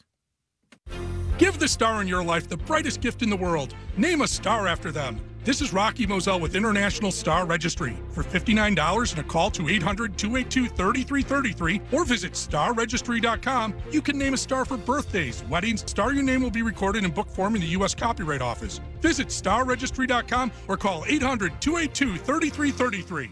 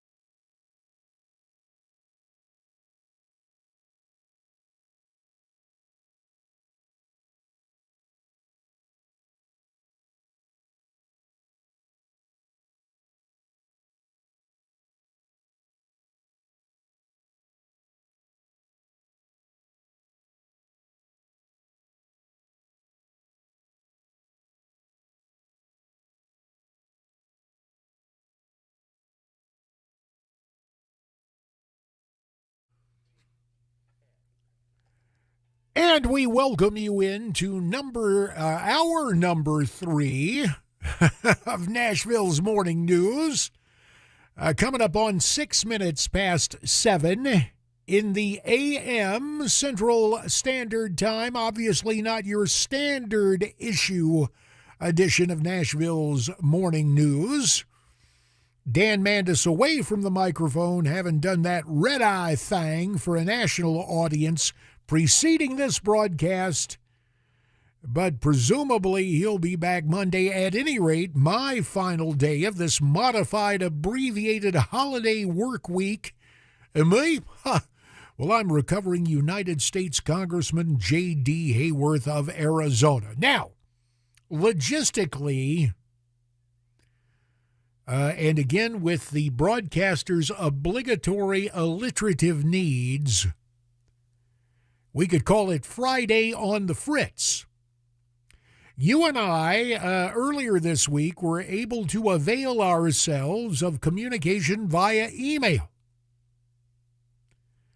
But my info administrator out at the broadcast bunkhouse in Scottsdale, Arizona, is on vacay, and that email went kerflooey. So why not avail ourselves of what makes this truly the world's first electronic medium, interactive medium, talk radio? Give me a call. 615-737-9986, 615-737-WWTN. Oh, if you feel the need to express yourself via the written word in lieu of email, the social site that's supposed to be all business, LinkedIn.com. You'll find me there, J.D. Hayworth, Hayworth. You can connect with me there, message with me there, and I shall share your messages with an eagerly waiting public. We will get back to all of the hoo-ha that surrounds what starts once the calendar gives way to the year 2024, specifically presidential politics. Gonna take a break from that to give you a story of craziness on campus. And in this case, it's not the students or the hangers-on, the professional agitators from Antifa or BLM or any of that bunch, or the pro-Hamas folks. No. This has to do with the now former chancellor at the University of Wisconsin-La Crosse. He got crosswise with the UW System Board of Regents, who voted to terminate him unanimously. Now, what was going on, you ask? Well, this is where the somewhat salacious and therefore an attractive topic for talk radio comes up. Dr. Joe Gow, G-O-W, he and his wife had themselves a side hustle on the internet. Apparently, he wasn't busy enough as as chancellor of Wisconsin-La Crosse. He and his bride and a parade of other guest stars started putting explicit content on the internet under the moniker Sexy Happy Couple,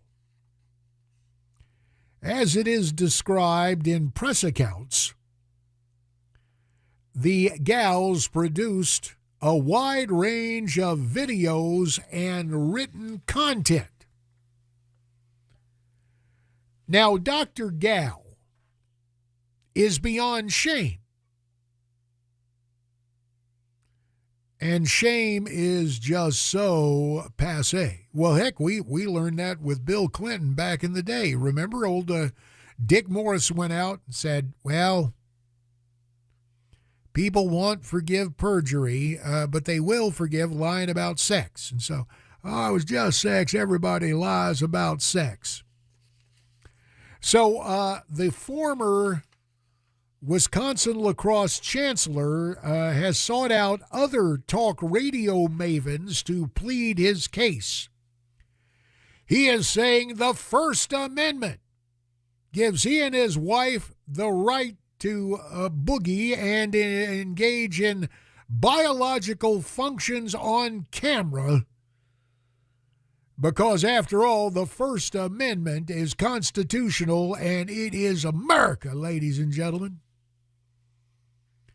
Quote, "These are serious works in which we examine consensual adult sexuality, so we would think that would be protected by the First Amendment," or so Dr. Joe Gow told Milwaukee's WTMJ Radio. Continuing now with the quotation, "I'm very concerned that there was no due process around this, and what that entails is having a hearing, and I get to know what I'm charged with, and I get to reply and make my case.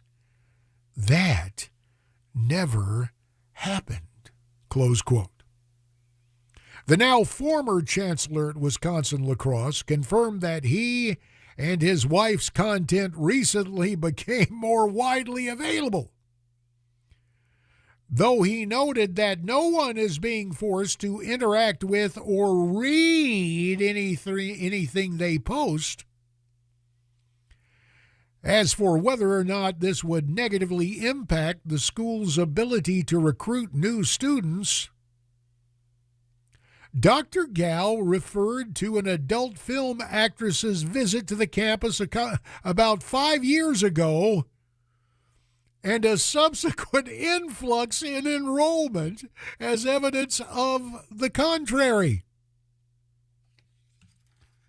Furthermore, Dr. Gow believes that because he and his wife did not identify themselves as being aligned with the University of Wisconsin system, it should not be held against them. He told the radio station that part of their motivation behind creating this pornographic material was to show a healthy sexual couple in an industry where morality comes into question. Oh, here's the bonus. They also wanted to highlight his wife's specialty vegan cooking. I'm sorry, but that requires a comment. You would think that perhaps Mrs. Gow's specialty for her vegetarian dishes would involve cucumbers and zucchini squash. That's just speculation on my part. Quote, "I think the board is not upholding the First Amendment, nor is it upholding its own policy on academic freedom, or is it upholding a very rich tradition at the University of Wisconsin, which is called the fearless sifting and winnowing in the search for the truth. So there are some complexities here that I think people are missing," Dr. Gow said. No, Dr. Gow, you and your wife get your jollies off doing stuff meant for the bedroom and putting it up on the internet. And there is such a thing as an expected notion of conduct from those in positions of responsibility. All this hoo-ha about academic pursuit is precisely that. And just as the First Amendment does not allow you to shout fire in a crowded theater, neither does it offer a protection for exposure of a bodily function, in this case biological rather than digestive or urinary, in public. And of course, with the mounting homeless, quote, crisis and what's been going on in the big cities with all the fentanyl addicts and crack smoking bunch who decided that the public sidewalks are now public restrooms, that's a deterioration of behavior. And I would submit to you that Dr. Joe Gow and his wife, we don't have her name here, or any of the other folks engaged in these provocative acts, they don't have a leg and or a hairy pogo stick to stand on, claiming this is First Amendment rights. But now, wait for it, I am sure that the next salvo in the public relations battle for Dr. Joe Gow and his wife, you ready for it? V, not as in VD, that's so passé, even though that's a risk, I would imagine. V as in victory through victimhood.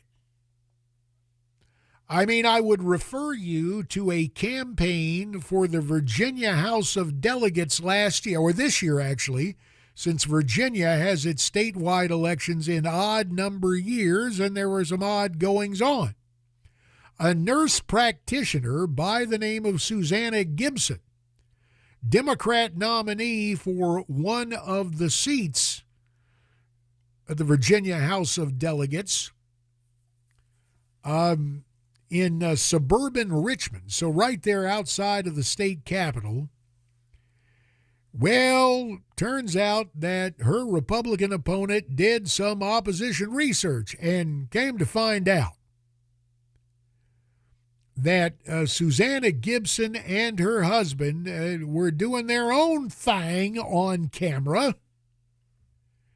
And they were using a website where their clientele would name the different sex acts that Susanna Gibson and her spouse could perform, and Susanna and her hubby would be paid in what is that kind of stuff? The digital currency, not dollars and cents.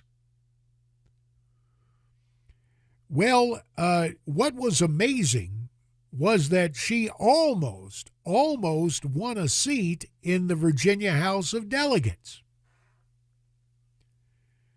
What also happened in the saga of Susanna Gibson was suddenly her campaign coffers started to fill up. So apparently Virginia is all in. Now, Politico got into the process after the the nurse practitioner lost her race for the House of Delegates. And in mere moments, I will share with you this incredibly slanted and sympathetic coverage of this nurse practitioner who might also be a nymphomaniac, but then again, maybe not. At any rate, that is coming up 20 minutes past 7. JD for Dan on Nashville's Morning News.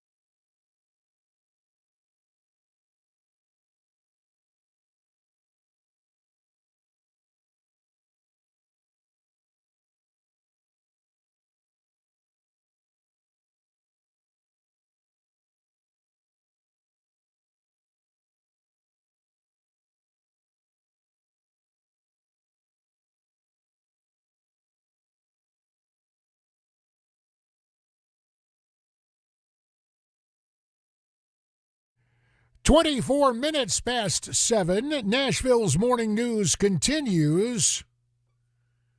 And just some of the weird goings-on where people feel the need for fun, profit, or just old-fashioned perversion to share what goes on in the bedroom with the rest of us via the internet. Well, so much for that argument, leave me alone, I want the government out of my wallet, out of my bedroom. Well, some folks don't. Dr. Joe Gow was the chancellor of the University of Wisconsin-La Crosse, but he got the boot unanimously from the University of Wisconsin System Board of Regents when it became known that Dr. Gow and his wife were putting all sorts of sexcapades up on the internet. He claims it's the First Amendment. And it dovetails, I guess that's the term we can use, it dovetails with the curious case of Susanna Gibson. Since odd-numbered years are election time in the Commonwealth of Virginia, Susanna Gibson was a candidate for the House of Delegates, was a Democrat candidate, if I needed to add that. So Politico sends old Alex Burns out to talk to her, and they do a big job on victimhood. Think of how the questions are formulated. And I'll just stick with this one. We don't need any more. The last 3 months of a campaign are just a blur. Can you talk about what that experience was like for you, having to do the home sprint of a campaign with this other issue on top of it? Susanna Gibson, nurse practitioner, Democrat nominee for the Virginia House of Delegates, responds. My entire life was rocked on September 11th when the article ran. It ran implying that I performed sex acts online with my husband for money. It was really written based on this Dropbox file that self-described Republican operatives shopped around. They had found these videos on the dark web and shopped them around to various news outlets. I didn't have any idea that there were ever videos of me that had been made and uploaded to multiple sites. I think it was September 7th. I was in clinic seeing patients, and a reporter reached out to my campaign trying to get my phone number. That's how I found out. When you find out that there are sexually explicit videos of you online, especially by being contacted by national reporters, was a feeling I would not wish on my worst enemy. It took me about 2 weeks to actually be able to get up and function.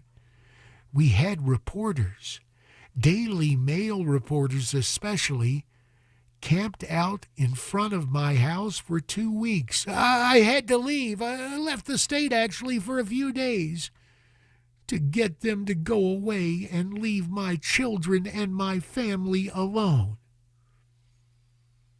After those 2 weeks, though, I was chomping at the bit to go out and start door-knocking again and meeting voters and campaigning. And it continues on, and the bottom line is Politico, where it matters more that there is a D for Democrat rather than a D for deviancy, or perhaps they're one and the same in this case. The call to arms for the hyper-partisan Politico was clear. We must turn this woman into a victim so that when the next election rolls around, since that Republican just barely beat her, we can make sure that well, I don't know if we call it justice, but leftism and perversion are reinstalled into politics, and so this gal's a victim. Dimes to donuts, the now former chancellor of Wisconsin lacrosse is going to try the same thing. Welcome to life in the final week of the year 2023 in these here United States. When we come back, a story that seems mundane compared to all the internet pornographic escapades we've just chronicled, but in its own way, I believe, ranks as a political obscenity. Find out what it is in mere moments. It's 7:30, it's JD for Dan, and it's Nashville's Morning News. For many of us, generators are becoming a must-have household appliance. From unpredictable weather to surprise outages, it's better to be safe than sorry. Generator Supercenter of Nashville offers fast and easy installations with 24/7 service and monitoring to all brands of generators and expert repairs done right. Our mission is to make owning a backup generator simple and easy. Visit your local store today or check us out online. Generator Supercenter of Nashville. We serve all Middle Tennessee.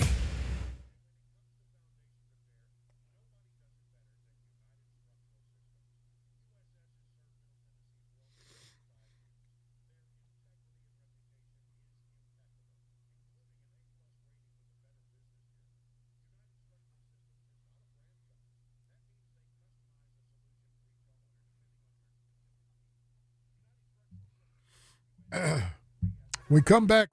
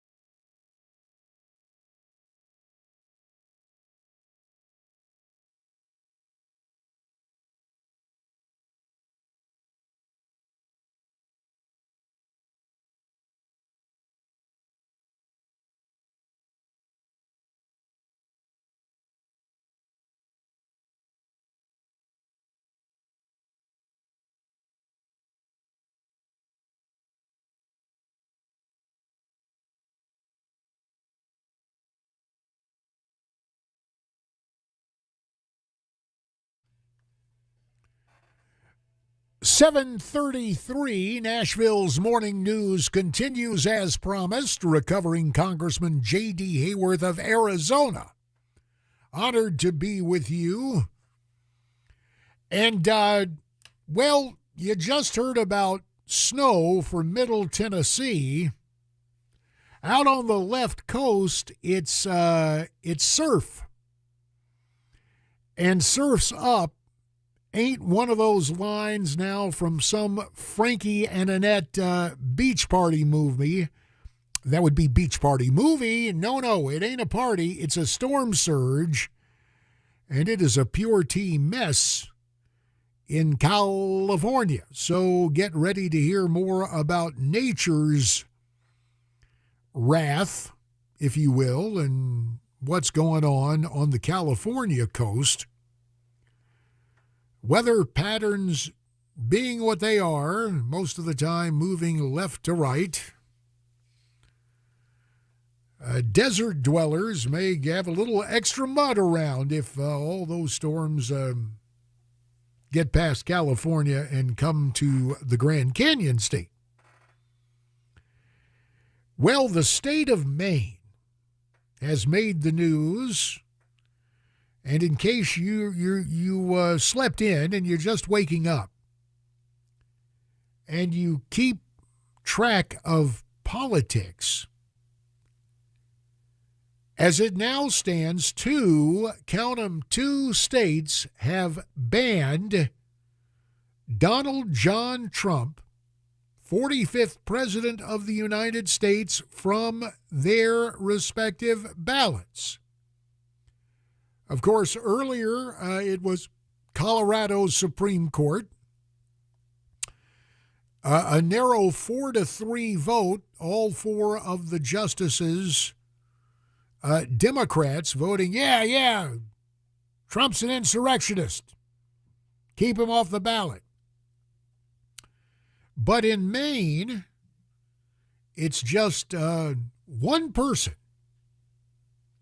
the Secretary of State in Maine, Sheena Bellows. Oh, man, it chokes me up. Didn't mean to cough in your ear. She decided that Trump, likewise, is ineligible to appear on the state's ballot.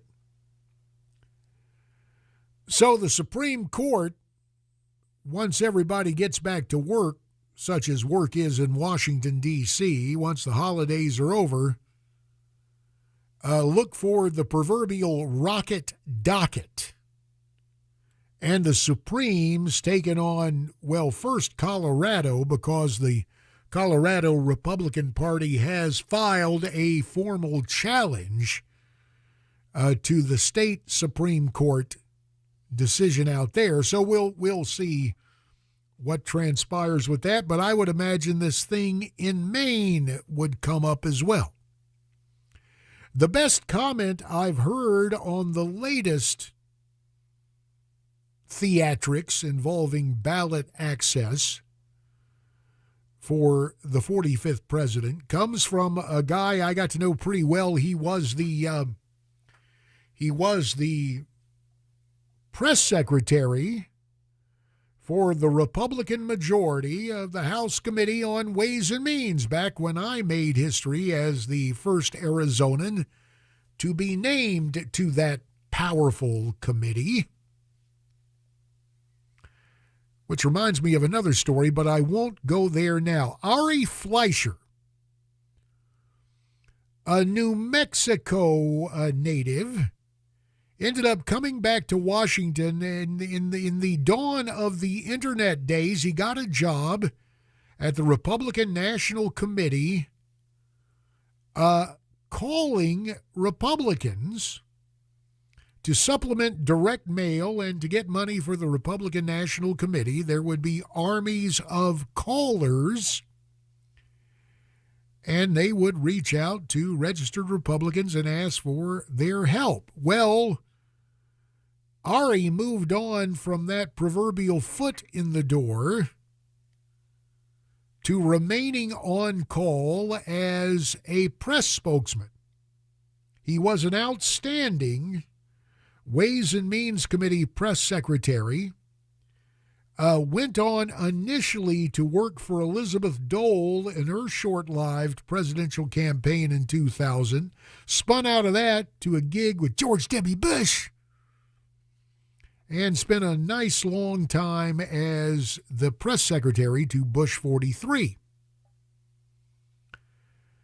The other night, he was on television, I believe this was on the Fox News channel, reacting to the news involving Maine's Secretary of State kicking Donald Trump off the ballot. And Ari Fleischer goes with basics like, why do these folks claim to be Democrats when they don't care much about democracy? Take a listen to Cut 8. What are the Democrats so afraid of? Are they afraid of democracy? They don't want to have somebody on the ballot because they don't think they can beat him fair and square, so they knock him off the ballot. Look, Trace, this is so anti-democratic. I hope the Supreme Court strikes this down. Well, I do too, Ari. And I would imagine it would happen. But then again, you can never be 100% sure when it comes to the Supreme Court. I mean, I'm very worried about what the court will end up doing when it comes to, and it may just, to use a legal term, it may end up as a moot point. The whole notion of our sovereignty and immigration law, given the fact that the Biden bunch has just erased our southern border. We have cajillions of illegals coming across that border, and I'll have more on that a bit later. Now, it may be a fair question to ask if you are someone who pays attention to politics, and chances are you're listening to this station because you are such a person. It used to be just standard operating procedure that, like back in the old days when Wilbur Mills of Arkansas, before he ended up in the tidal basin with the Argentinian firecracker, the dancer Fanny Fox, in the mid-1970s, and lost his gig as chairman of the Ways and Means Committee, when he'd show up on Deface the Nation or one of those Sunday shows, words like this would be said.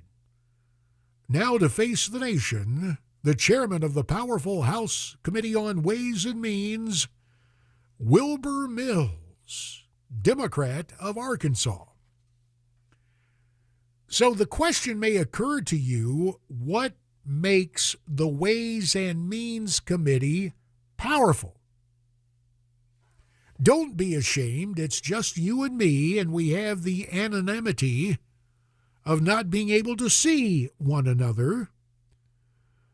So I will not point fingers at you literally if you kind of wonder, what is the big deal about Ways and Means?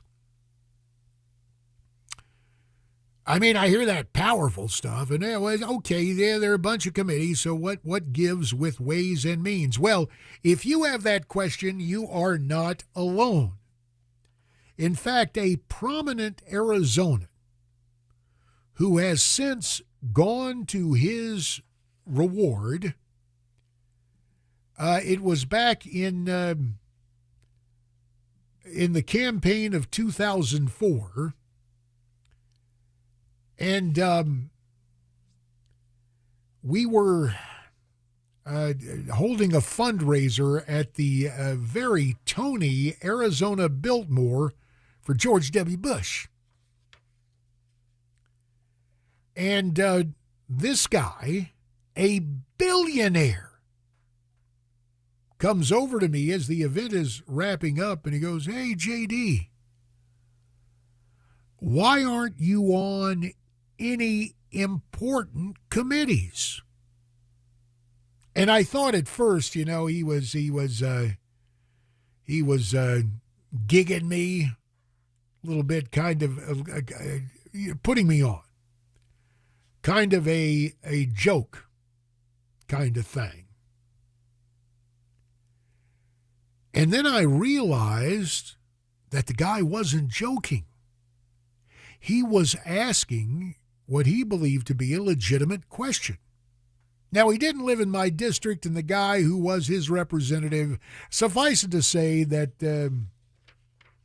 there's a little friendly fire between us both. So that happened. A real life. We interrupt this story to let you know that I just knocked over some Diet Dr. Pepper. Let's keep that amongst ourselves. The good news is it's on the cheap carpet and not on the broadcast console. So the program continues. At any rate, the guy asks me that question.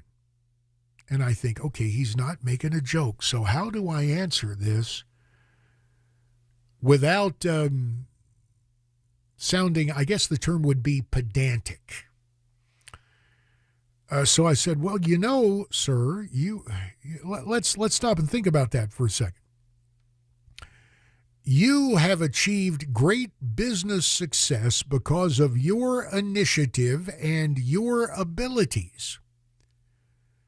But your success as a broadcaster and the owner of an outdoor advertising concern, which you were able to sell to the then Clear Channel, now iHeart conglomerate, made you a billionaire. But something else is at work in advertising in addition to your talents and your great energies and your intellect. You see, one of the reasons businesses can avail themselves of your service in terms of advertising is because the tax code allows those businesses to list whatever they're spending with you on advertising as an expense, as a cost of doing business. There are tax considerations involved. And you see, sir, the Ways and Means Committee controls the tax code. So when you stop and think about it, I'm really on the most important committee, the most powerful committee in Congress, since the Constitution says that all revenue bills, all tax bills must originate in the House. And I guess I struck the right tone with the guy because he responded, well, how about that? I had no idea. Now, let me explain something else to you. You may not be a gazillionaire, you may not be a billionaire, but here is why in business it is a good idea to keep an eye on what's going on in Congress.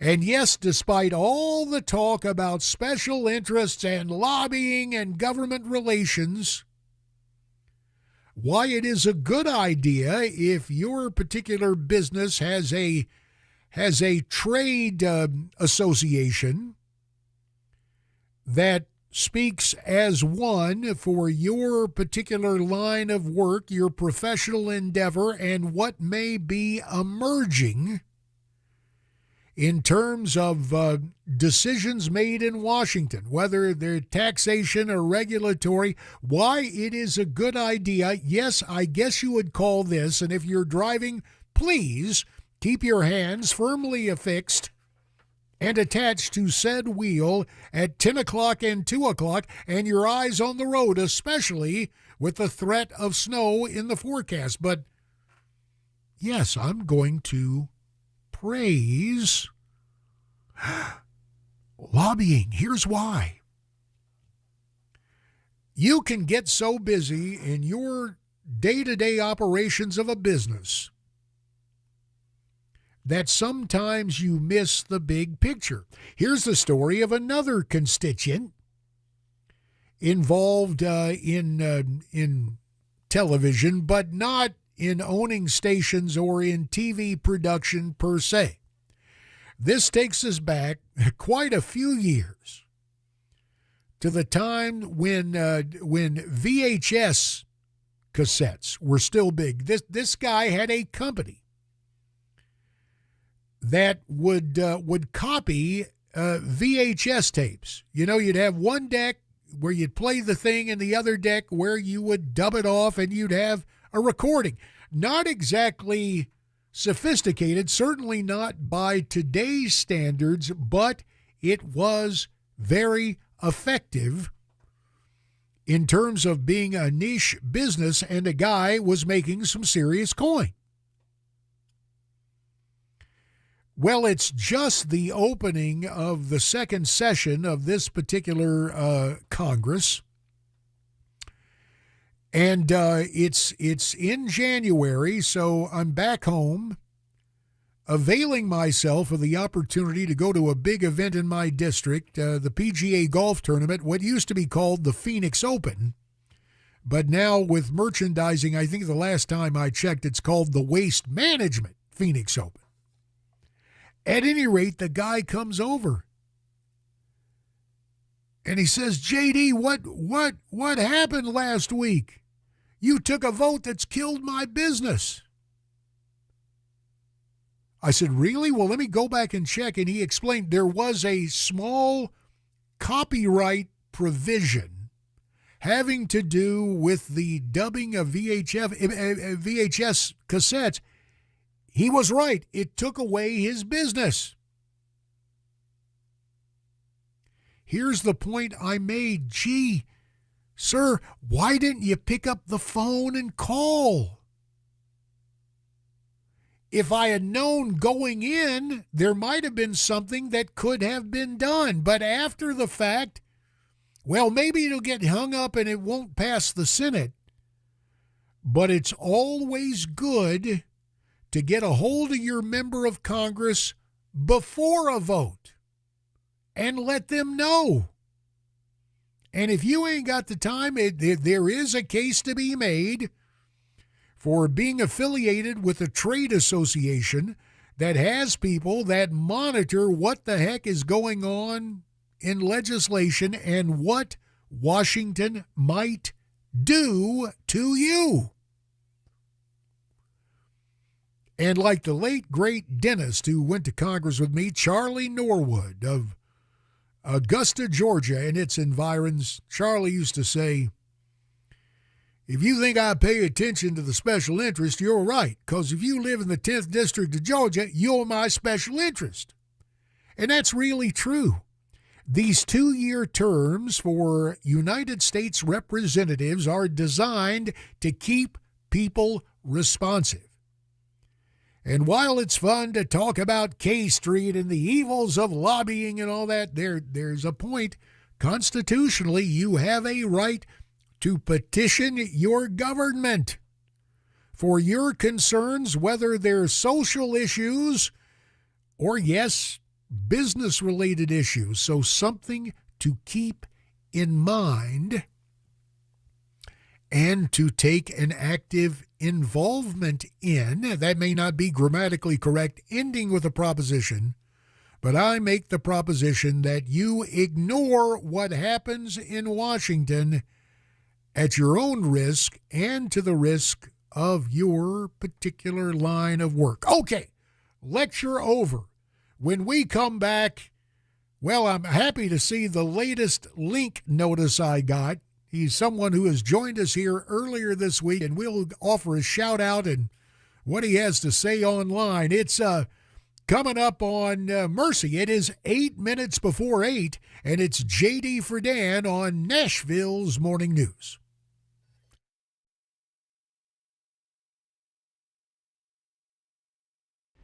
Hi, I'm Paul Winkler.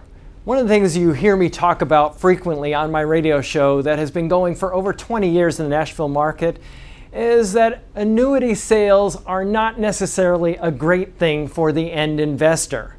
Now, if you go to an investment firm, a lot of times you'll get that. The first thing that they recommend, an annuity. Banks and investment firms recommend these for one really good reason. And many times that reason isn't the best thing for you.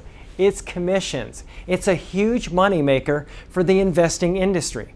This is why I think it's so important that when you work with an investment advisor, that they not be paid on commission. It creates a huge conflict because it creates an incentive to sell you things that may not be in your best interest. If you want to learn more about our approach to investing and financial planning, go to paulwinkler.com and set up a free 15-minute phone call. We don't do anything on commissions. Or you can call 615-851-1950.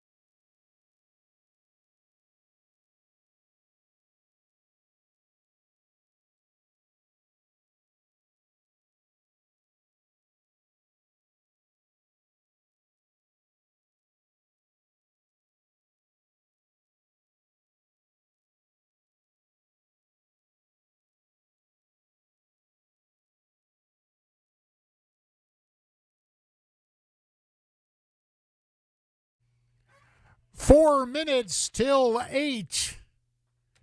It's on the Fritz Friday. My email has gone kerflooey, so we're using the social site, LinkedIn.com. If you want to text or call, our regular line does that double duty, 615-737-9986, 615-737-WWTN. How happy I am because I was going to read some emails from this gentleman based on our discussion yesterday of what to me remains a culinary peculiarity, but it remains one of his faves. It's mayonnaise and banana sandwiches on white bread. It's Larry A. And Larry just linked in with me on LinkedIn.com.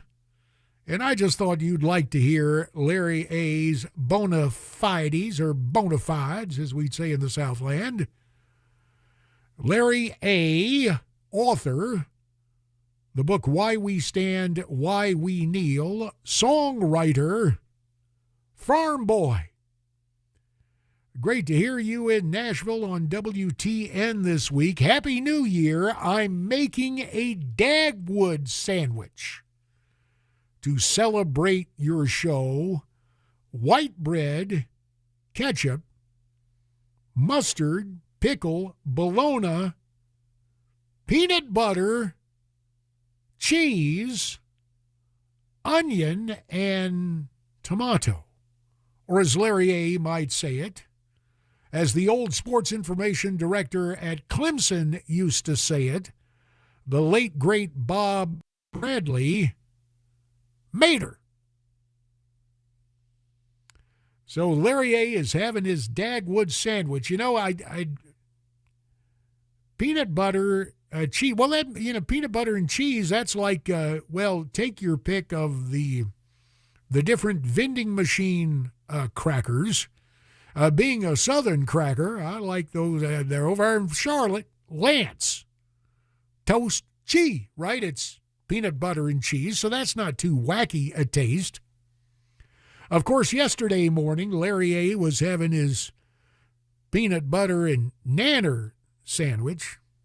Or no, he didn't, but check that, his mayonnaise and nanner sandwich, and took a bit of umbrage as I was saying that, well, to me it's less than appetizing.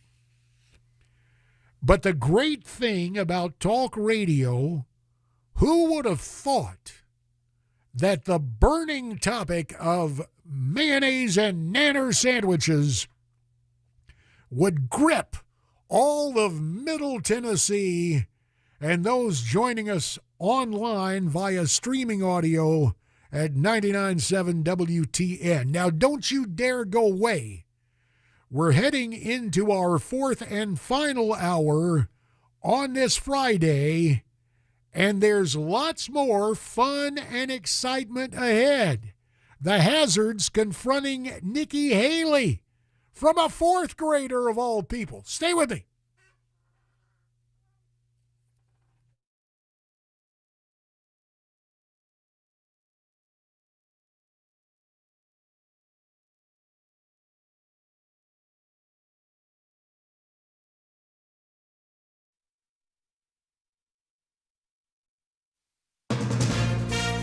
From ABC News, I'm Derek Dennis. Election issues for former President Trump. Maine's Secretary of State deciding to remove Trump's name from the 2024 presidential ballot following Colorado, while California is keeping him on. Maine's Secretary of State won't have the final word. The law in Maine allows for an appeal of her decision in the courts, and the U.S. Supreme Court has been asked by Colorado Republicans to overturn the ruling in that state, where in a 4-3 decision, Colorado justices deemed Trump ineligible. The nation's highest court has yet to signal its intent to take the case, but experts say it will soon have to answer questions that have never been asked about the scope and application of a constitutional amendment ratified in 1868. ABC Stephen Portnoy. New York City being deluged with migrants from the southern border again. More busloads arriving overnight just as the city's mayor enacts new restrictions, limiting arrivals to weekday mornings only, and with more than a day's notice, threatening to impound buses that break the rules. The West Coast getting battered by a massive storm. 30-foot waves hitting California's shoreline, including a rogue wave in Ventura County that sent 8 people to the hospital. Meantime, the storm could have an impact on holiday travel at California airports and then ripple across the country as millions go through TSA checkpoints. We've just learned that more than 2.6 million people were screened at airports yesterday. In fact, the TSA tells us that they are busier this year than last year for a longer, more sustained period of time. These are the estimated airline seats that were sold for today, 3.7 million. When you add it all up through Tuesday the 2nd, we're looking at 17.3 million seats. ABC's Gio Benitez. Some relief for home buyers. 30-year fixed mortgage rates are now under 7%, down for the 9th straight week. Builders are ramping up production, and we anticipate more homeowners beginning to list property in 2024. That's Lawrence Yoon with the National Association of Realtors. You're listening to ABC News. Give the star in your life the brightest gift in the world. Name a star after them. This is Rocky Moselle with International Star Registry. For $59 and a call to 800-282-3333 or visit starregistry.com, you can name a star for birthdays, weddings, or even memorials. Over 45 years, we have named millions of stars for celebrities and individuals from around the world. The star you name will be recorded in book form in the U.S. Copyright Office. Visit starregistry.com or call 800-282-3333. Start the new year off with a bang of big savings during the Omaha Steaks end-of-season event. You can stock up on all your favorites and get 50% off site-wide. That's 50% off perfectly aged tender steaks, juicy burgers, decadent desserts, and even classic comfort meals. Go to omahasteaks.com, and when you use code QUALITY at checkout, you'll get an extra $30 off your order. That's omahasteaks.com, promo code QUALITY at checkout for an extra $30 off your order. Minimum purchase may apply. Omaha Steaks, America's original butcher. In Ukraine, Russian invaders launching a major escalation in multiple cities, Ukraine calling it the largest air attack there since the war began. A maternity hospital and residential targets were either hit or damaged, and we know that at least 18 people have been killed and more than 100 injured. Now, Ukraine says most of the rockets were shot down, but some did get through the air defenses. Russia launching more than 150 missiles and drones in an attack that went on for 10 hours overnight. ABC's Marcus Moore at the Foreign Desk. Google has reportedly agreed to settle a $5 billion lawsuit over consumer privacy. The company's accused of secretly tracking millions of people who thought they were browsing the internet privately using Google Chrome. At Kennedy Space Center, engine full power and liftoff. SpaceX launching an unmanned military plane into orbit last night for a secret mission expected to last several years. The U.S. Space Force wouldn't say exactly what's on board other than a NASA experiment to measure the effect of radiation on plant seeds and other materials. It's a race against time in Pasadena, California. Thousands of volunteers, along with professionals, finishing up floats for the Rose Parade on New Year's Day for spectators to admire. I'm going to be at the parade, and I'm excited to see our work. I get very excited because I look at it, I'm like, oh my God, I worked on that one. It's like a giant family reunion for me. The 135th Tournament of Roses celebrating the world of music. I'm Derek Dennis, ABC News.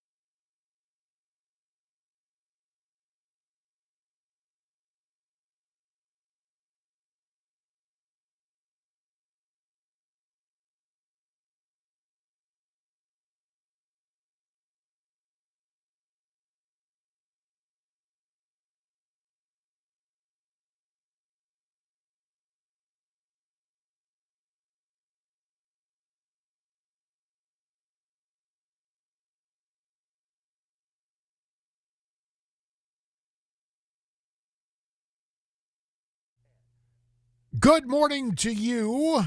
The fourth and final hour of Nashville's Morning News on this Friday, December 29th, 2023, ergo the final Friday of the year, and my final day with you until, well, against their better judgment, I'm invited back. Recovering United States Congressman J.D. Hayworth of Arizona in for Dan Mandis, who presumably will be back behind this mic on Monday if all goes well. Well, no, actually, Monday's New Year's Day, isn't it? Well, next week, sometime. What is going on out there? Well, January 15th, the Iowa caucuses, the whole presidential thing is upon us. And it is an industry and a spectacle unto itself. And part of the spectacle goes on. Now, again, the Iowa caucuses are the first political expression in the nation, but the first primary in the nation comes in New Hampshire. And the interesting thing about New Hampshire is when you talk representative democracy, New Hampshire has a state house that has almost as many members, maybe more, than the United States House of Representatives, as you may have learned in civics. And this number is set by statute. Back in the early 20th century, it was determined that the number of members of the House would total 435.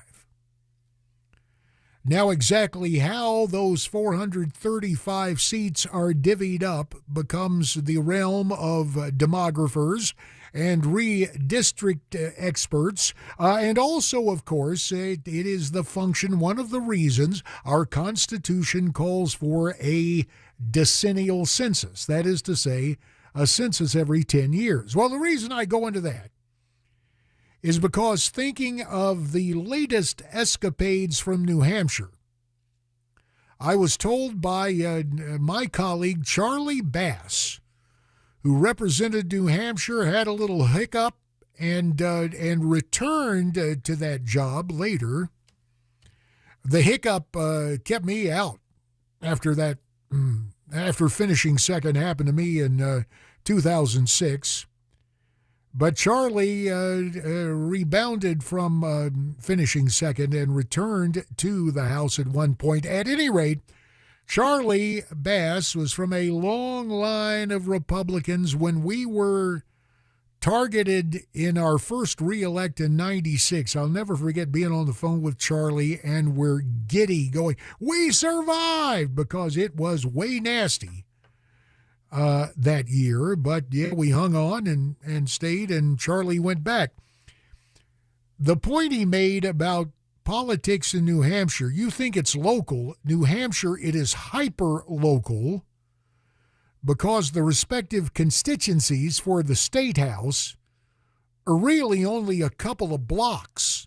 I mean, in the townships and cities that make up the Granite State.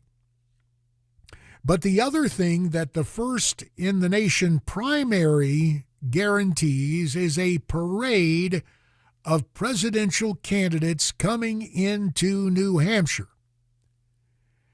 And Charlie, even though he was kind of a mod squad Republican, more of a moderate guy, Charlie was on the Reagan team in 1980. And one of the big manufacturing facilities in tiny New Hampshire was a company that manufactured and merchandised what was called in quaint terms back then, in the genteel early 1980s, The products were called marital aids. As our culture has coarsened, the term bandied about now would be sex toys. And so what you do as an elected official, as a candidate, you visit leading industries in the place where your name's on the ballot. And so Governor Reagan, as he was then, or known then in 1980, Governor Reagan paid a visit to this particular manufacturing establishment. And the owner of the company had a spiel down that was about as far removed from the products he featured as east is from the west. Governor, we're pleased to have you here. We deal with promoting domestic harmony, domestic tranquility. That is the purpose behind the products we offer. And these products help ensure that a happy wife leads to a happy life and a happy home. Now, part of the tour includes some, how to put this delicately, because I know there are kids listening, and is there a way to be age appropriate by euphemism? Why, yes, I think there is. There was an assortment on a table of certain articles, most of them replicating anatomical appendages. Is that enough of a euphemism for you? And so Charlie Bass says that Governor Reagan and the owner of this company go up to this table, and the owner is holding up some of these articles that his company makes and sells, and well, that was one stop on the tour that no pictures made the newspapers. I'm sure somebody has them somewhere. But we'll just leave it at that. The day Reagan paid a visit to one of New Hampshire's leading manufacturers, and it happened to be for marital aids. It didn't hurt the Reagan campaign, although you may remember what really turned the corner for Reagan that year was a dispute over a microphone. George Herbert Walker Bush had won the Iowa caucus and was going to New Hampshire with what he called the Big Mo momentum. So Reagan and his team arranged for Governor Reagan and the other candidates to show up for a debate that George Herbert Walker Bush thought was going to be he and Reagan mano a mano. And it didn't go well for Bush. Well, it was only supposed to be, he kind of got frantic. It was just supposed to be me and Governor Reagan. And Governor Reagan starts saying something, and he gets the name wrong of the moderator. But what he had to say, I paid for this microphone, Mr. Such and Such, that is what was credited in 1980 as being the thing that put Reagan over the top. So the visit to the marital aids manufacturing site just kind of, receded into the background. So I mentioned that colorful experience of a prominent president to show that anything can happen on the campaign trail in New Hampshire. And the other day in North Conway, New Hampshire, the former governor of South Carolina and former United States ambassador to the United Nations, and current candidate for the Republican nomination for president, Nikki Haley, held one of those standard town halls. And in attendance was a fourth grader. And this fourth grader had memorized his script pretty well. It goes beyond precociousness. There's a certain, well, he's just a little kid, but his mom and daddy or whoever his handlers were wanted him to really look to be a know-it-all and a name caller. So under the guise of asking a question, this fourth grader used that basically to insult Nikki Haley, but hey, that's politics. Take a listen to how it went down. This is clip 1. Christie thinks that you're a flip-flopper on the Donald Trump issue. And honestly, I agree with him. And you're basically the new John Kerry on the if you remember John Kerry from 2004.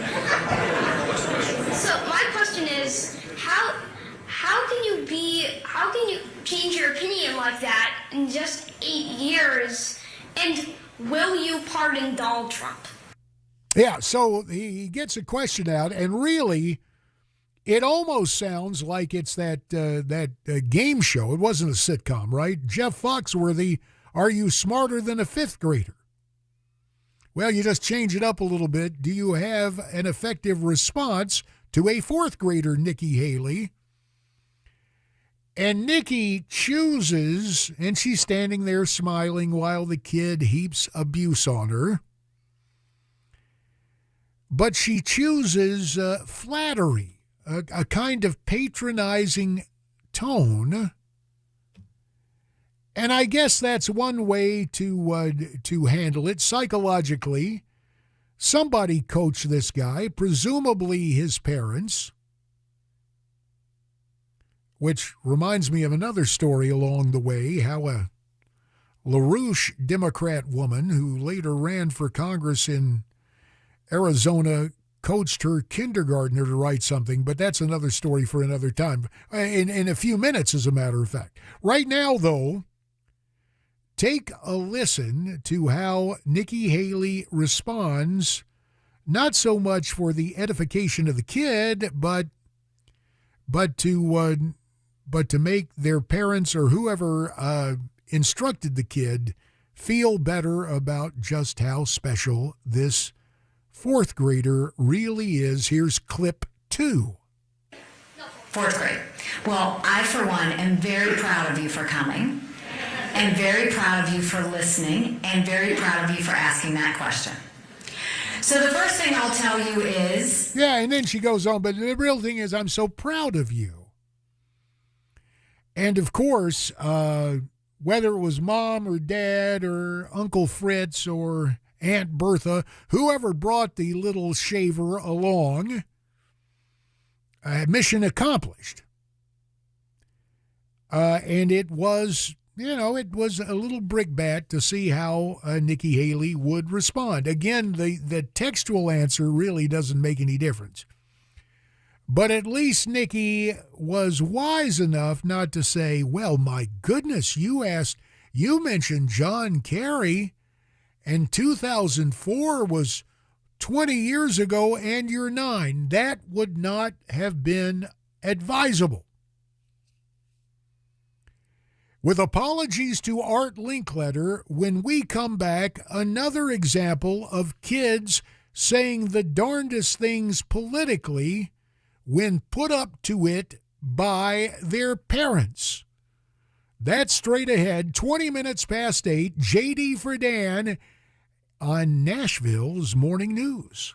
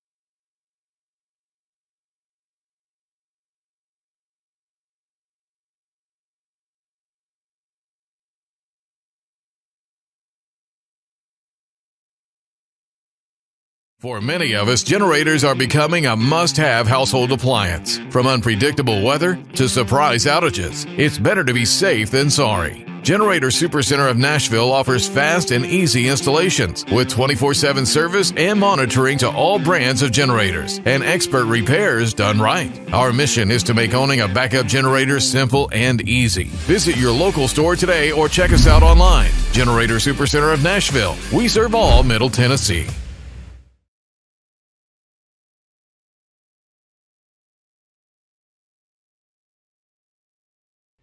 Hi, I'm Paul Winkler. One of the things you hear me talk about frequently on my radio show that has been going for over 20 years in the Nashville market is that annuity sales are not necessarily a great thing for the end investor. Now, if you go to an investment firm, a lot of times you'll get that. The first thing that they recommend, an annuity. Banks and investment firms recommend these for one really good reason. And many times that reason isn't the best thing for you. It's commissions. It's a huge moneymaker for the investing industry. This is why I think it's so important that when you work with an investment advisor, that they not be paid on commission. It creates a huge conflict because it creates an incentive to sell you things that may not be in your best interest. If you want to learn more about our approach to investing and financial planning, go to paulwinkler.com and set up a free 15-minute phone call. We don't do anything on commissions. Or you can call 615-851-1950.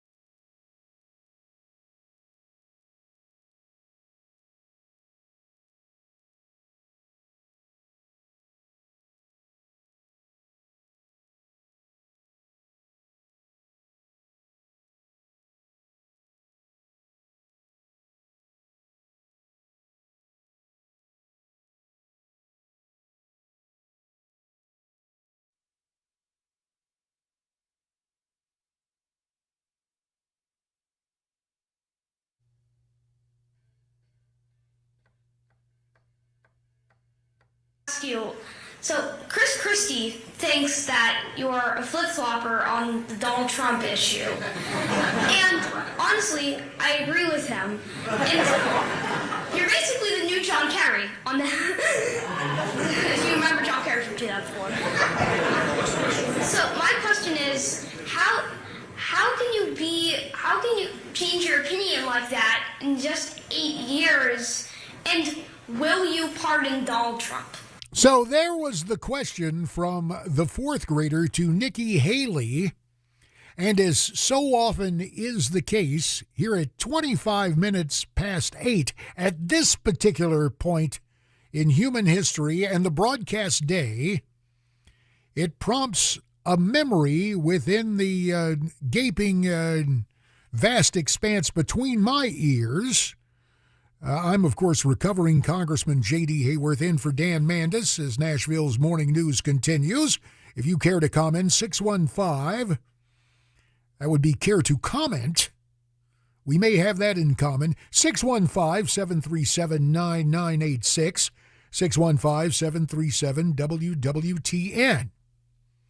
Now, we don't know who was coaching the little shaver who decided to call Nikki Haley the new John Kerry in terms of being a flip-flopper, but got a lot of laughs, and probably some of the folks, well, they're New Hampshire folks, so they're not like those of us who grew up in the Southland who'd say, well, ain't that something? Bless his heart. It's more like, well, anyway, all I can tell you is I first get elected to Congress, and you have to have thick skin, but it's sometimes when the attacks come from unlikely sources.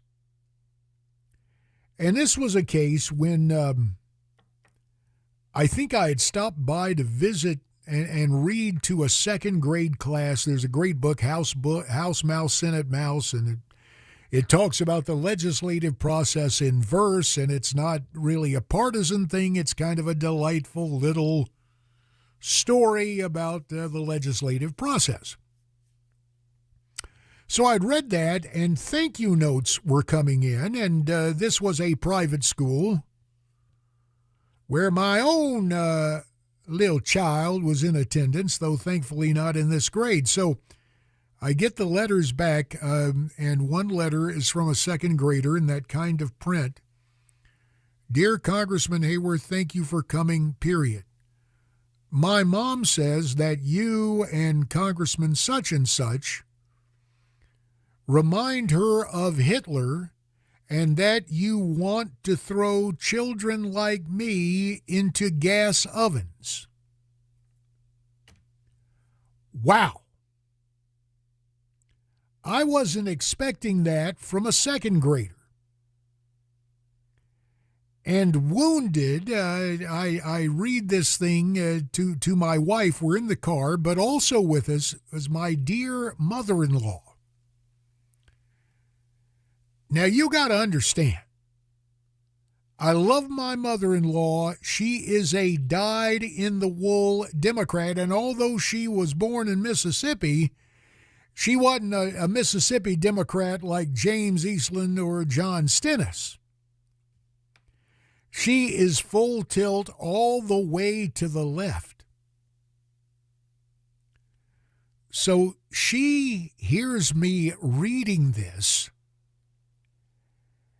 and she busts out laughing. And I was just shocked to get a letter from a little second grader. My mom says that you and Congressman such and such would throw kids like me, you're like Hitler, and you'd throw kids in gas ovens. So, okay, there was that experience. Fast forward to the next campaign cycle. Turns out the second grader's mama runs in the adjacent district as a Lyndon LaRouche Democrat against my colleague, the Republican. So there was a real case of a would-be candidate honing her attacks using her kid to get in the licks. But thankfully it came by letter rather than in a town hall.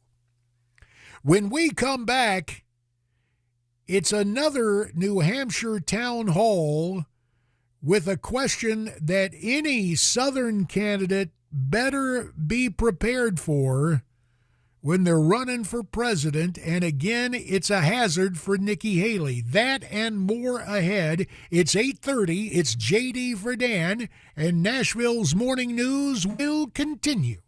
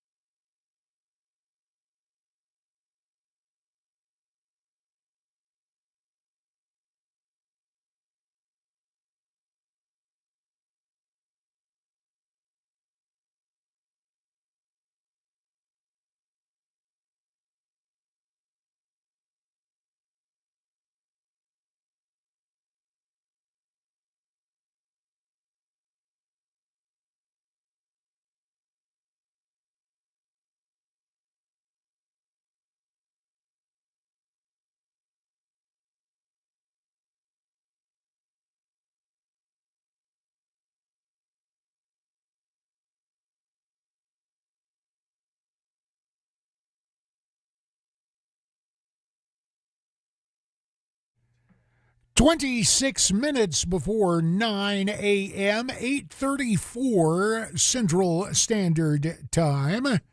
Not your standard Nashville morning news. No. Because it's Friday light.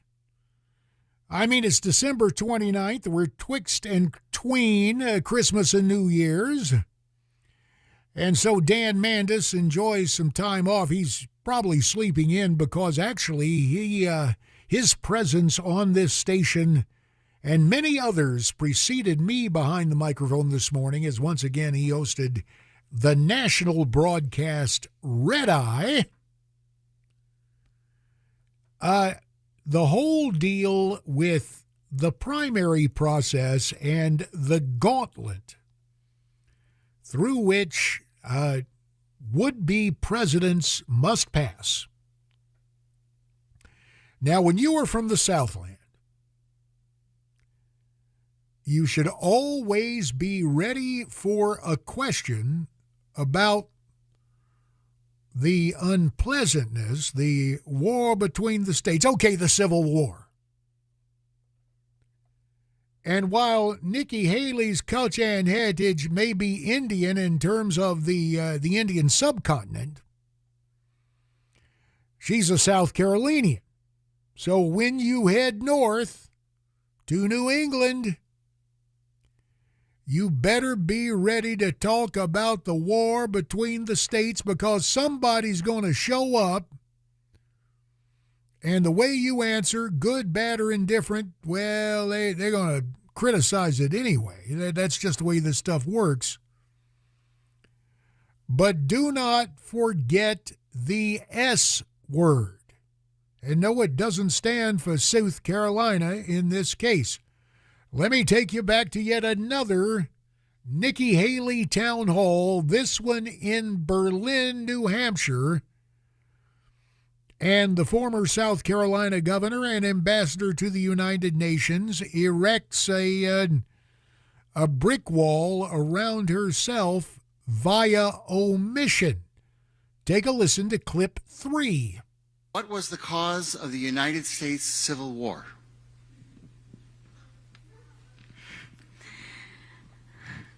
Well, don't come with an easy question or anything. I mean, I think the cause of the Civil War was basically how government was going to run, the freedoms and what people could and couldn't do.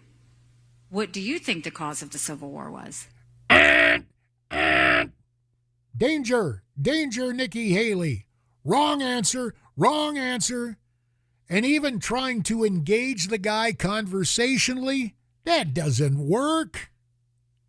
When somebody shows up with the gotcha question, you can't deflect by saying, hey, let me get you two here. Let's have a discussion. No, the guy correctly points out, well, I'm not running for president. You're the one who came here to answer questions. And then in his best NPR kind of a passive-aggressive, kind of snarky tone, would you hear? What was the cause of the Civil War? He goes, well, you spoke in volumes by not saying anything about slavery. So that ain't good. Again, Nikki's not running for governor of South Carolina anymore. She's not there to relitigate the war between the states. It's okay to talk about slavery. So by the next morning, Ambassador Haley has thought about this some. And she appeared on the statewide morning radio program, Morning New Hampshire, with Jack Heath. That wasn't too bad of a New England accent. And this time, Nikki gets all over that peculiar institution. But then she decides to try to pull the curtain back. It's better for a guy who's not running in a campaign to pull the curtain back like she does, but she attacks the questioner as a Democrat plant, which he probably was. At any rate, here is the way this went down on Morning New Hampshire with Jack Heath. This is Cut 4. What was the goal of what that was at? Yes, I know it was about slavery. I'm from the South. Of course you know it's about slavery. But let's go to the second point of this. The second point of this is, why did this happen? Jack, the media has yet to connect the dots. First of all, I am the only candidate that Biden and the Democrats are running billboard ads against in Iowa. If you watch my town halls, this happened in my entire last swing, it'll happen this swing. Biden and the Democrats keep sending Democrat plants to do things like this to get the media to react. We know. Well, that's not hey, Nikki. It's not only the media reacting, and come on, you've been around politics. Whenever there's a slow news day, and this used to happen all the time during my days in Washington, and you can argue that being a member of Congress is like a permanent campaign because every 2 years you're running for the seat and all 435 seats are up and no one is ever appointed to the United States House of Representatives. When there is a vacancy, either by death or resignation, a special election is held to fill that seat. So the House of Representatives is a small d democratic institution because it's based on the democratic expression, the vote of the people. You're elected by popular vote. But what happens? And it happens in a variety of different jobs and campaigns, but the easiest thing in the world for a reporter, and there was a guy who was the Washington bureau chief for the Arizona Repugnant. And what he would busily set about doing was, hey, let's you and him fight. And it was always among members of the delegation, people from the same side of the aisle. And, I would try to avoid it because it didn't do me a lot of good. In fact, it actually worked to my advantage to get a seat on the Ways and Means Committee. One of my colleagues was mouthing off, it was that construct, a different reporter, but hey, let's you and him fight. And this guy felt that he had the prominence of his family in Arizona politics. It was almost like, well, again, I tell you that Arizona is the South. It's just the Southwest. And, growing up in the South, everybody tries to seek to associate you with place and with people. Now, where are you from and who's your daddy? And this guy was thinking, my daddy did thus and so I need this big appointment to the Ways and Means Committee. And the guy was bad-mouthing me because at the 11th hour, I was not angling for the Ways and Means Committee. In fact, Zach Wamp of Tennessee, over Chattanooga way, and Jerry Weller of Joliet in the southwest suburbs of Chicago in Illinois, and I formed a slate to become a freshman, part of freshman leadership, to actually work with Newt and the big leaders of the party. And the pledge we made was we're going to represent your interests in getting on committees. So I went to bat for this other guy to get him on Ways and Means. I couldn't do it. But my commitment about exclusive committees was gone, even though I was not pitching for a Ways and Means seat. But it gets back to me that the Arizona Repugnant has this horrible thing that my Republican colleague was saying about what my stewardship on the committee would be, because my wife and I were out. And the phone rings, and usually I'm picking on old Lindsay the Lilac this day and age. But Lindsay and another guy who served in the House went on to serve in the Senate, Saxby Chambliss. they call and, would you take a Ways and Means seat if it's offered to you? And I go, what? Well, I don't think I'm up for that. No, that's not. Would you take a seat on the Committee on Ways and Means? Well, yes. So anyway, I get a hold of the paper, and I've been part of leadership, and I catch up with Newt, and I'm a little fired up. And Newt says, no. You're not angry. You're hurt. You're disappointed. But he said, that's beside the point. He said, what were you saying a second ago? And what I had done is I had gone to Newt because I said, Arizona's never had a representative on the Ways and Means Committee. If the sentiment is strong for this other member of the delegation, regardless of what goes on in the paper, I don't want to get in his way because I don't want to cost Arizona a seat on the committee. And Newt said to me, do you understand how powerful a statement that was? Because in stark contrast to what happens in politics and self-interest, what you said was, I will step aside for the good of the team. And that is such a powerful statement. It speaks volumes to me. So in other words, when I was trying, even though I wasn't exactly happy about what went on in the newspaper, and don't get me wrong, I'm no paragon of virtue or anything, but it was so rare to have a member come saying, look, I don't want to cost my state a seat on this committee.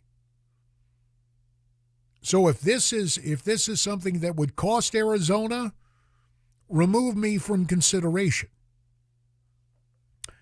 Well, as it turned out, the chairman of the committee, the wonderful gentleman from Texas, Bill Archer, he had decided that I was his guy for the committee, unbeknownst to me, because way back in the contract with America with welfare reform, they asked me as a freshman to take the final 3 minutes to close for our side.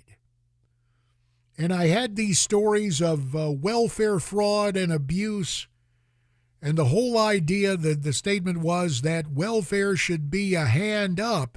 It should be like a trampoline and not a hammock. And apparently, Chairman Archer was impressed with that, so he filed it away. And to my surprise and delight, and to the chagrin of the other member of our delegation, I got the Ways and Means seat. But it comes from the, hey, let's you and him fight. So Nikki should have been aware that all of this has to do with the give and take, which, and I was just chronicling something for you that was after the election. It was the maneuvering and the decisions about committee assignments for our second term. What really worked was not beneficence or a sense of Christian charity for my spot. It was the reality that I had been the number one target of organized labor, who spent $3.8 million against me, 1996 money, which equated with over 200 spots a day, telling viewers I wanted to take Medicare away from seniors, and I wanted to starve kids from school lunches. But we were able to pull it off. So when we come back, what about the primary situation when the whole thing is bared right there? Another guy gets some desperately needed media. Will it make a difference in New Hampshire? No, but it's entertaining. That's coming up next. 12 minutes in front of 9, 8:48. JD for Dan, Nashville's Morning News.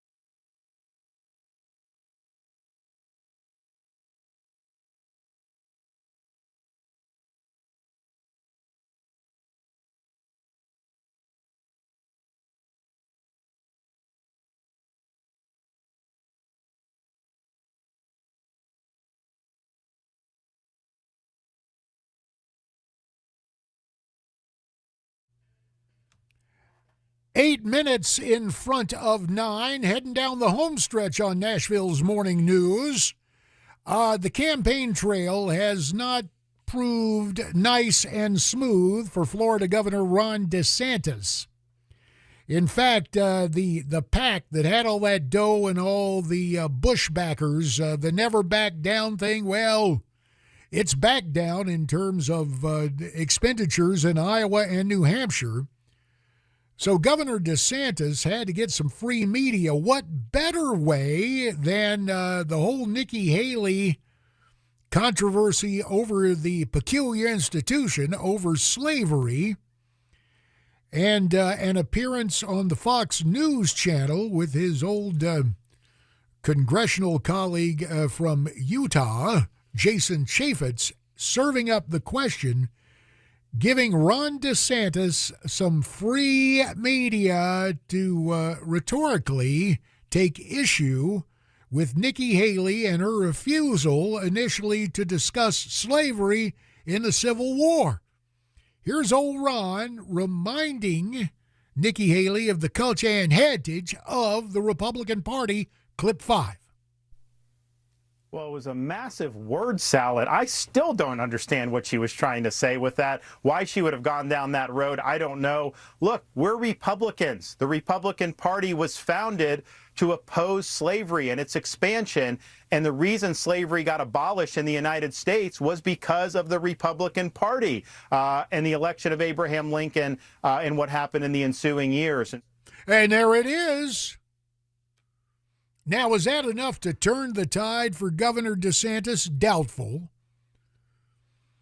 But what happens in any campaign, it is a manic existence. I would imagine it is magnified in the pursuit of the presidency. You can go from the highest highs to the lowest lows within nanoseconds. And so the key is to stay on an even keel. And quite frankly, this is looking more and more like, well, okay, we're here, we're auditioning for vice president. Maybe lightning will strike. And I don't wish any problems on any candidate.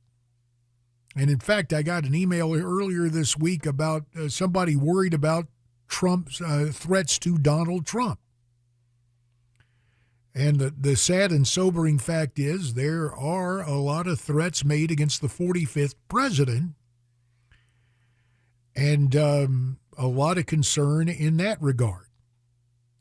One guy who doesn't share those concerns, Chris Christie. And Chris is trying to remain relevant, but it's been mighty tough for him. I mean, it's like when he left his gig as governor of New Jersey. His support was down, if not in the teens, in the low 20s. It was not good. So some group calling itself Republicans Against Trump paid for the lighting and the makeup and the kind of soft framing of Chris Christie to deliver a message that was anything but soft about the 45th president. In fact, you've heard of single-issue candidates? Chris Christie is a one-note candidate. Trump, Trump, Trump, Trump, Trump, Trump, Trump is bad, or words to that effect. Take a listen to clip 6. Some people say I should drop out of this race. Really? I'm the only one saying Donald Trump is a liar. He pits Americans against each other. His Christmas message to anyone who disagrees with him? Rotten hell. Well, hey, Chris, ain't that basically what you're saying to Donald Trump? With all this stuff, Trump's a liar. You only cares about himself. Look, can I explain the sunburn? Chris Christie was the first guy to fold, you may remember, back in 2016. He thought he was going to get a sweet gig. Here's the story behind it. Jared Kushner, Trump's son-in-law, Chris Christie was the U.S. attorney in New Jersey who put the senior Mr. Kushner, Jared's old man, in the slammer. If you think that the spouse of the apple of Donald Trump's eye, his lovely daughter, and by extension her husband Jared, if you think that Trump was going to do anything nice for Chris Christie based on that situation, wasn't going to happen. So first, Christie thinks, I'll be Attorney General. Oh, and what exacerbates it is the fact that for about a nanosecond, Trump puts Christie in charge of the transition team. He yanks that away from Christie, puts Mike Pence and the prospective vice presidential staff in charge. And I don't know what ambassadorship he offered Chris Christie, but all of this is a grudge match. And now you know the story behind the story. What's the score now? Well, time's about up. It's been real. It's been fun. It's been real fun. J.D. Hayworth for Dan Mandis. Stay brave, stay free, stay tuned.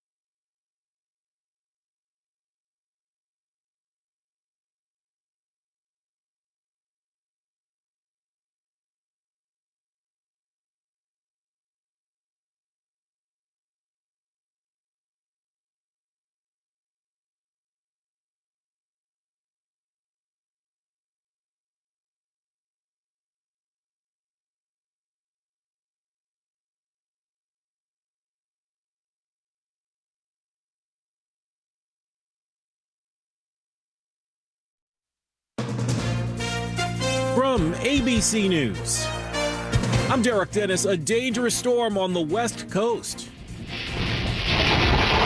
30-foot waves hitting California's shoreline, including a rogue wave in Ventura County that sent 8 people to the hospital. Meantime, the storm could have an impact on holiday travel at California airports and then ripple across the country as millions of travelers go through TSA checkpoints. Just yesterday, there were 2.6 million people who were screened at airports across the country. And overall, it's going to be busier this year than last year and for longer periods of time. Just today, 3.7 million seats were sold. Until January 2nd, 17.3 million seats sold. As for flights in the sky, over 43,000 planes in the air today. Tomorrow, over 48,000. ABC's Oreen Shah. A battle of ballots for former President Trump. Multiple states challenging Trump staying on the 2024 presidential ballot due to the 14th Amendment and his role in the January 6th insurrection. Maine is the latest, with the Secretary of State there removing Trump's name following a dissimilar decision in Colorado. The Trump campaign says it will file an immediate legal challenge.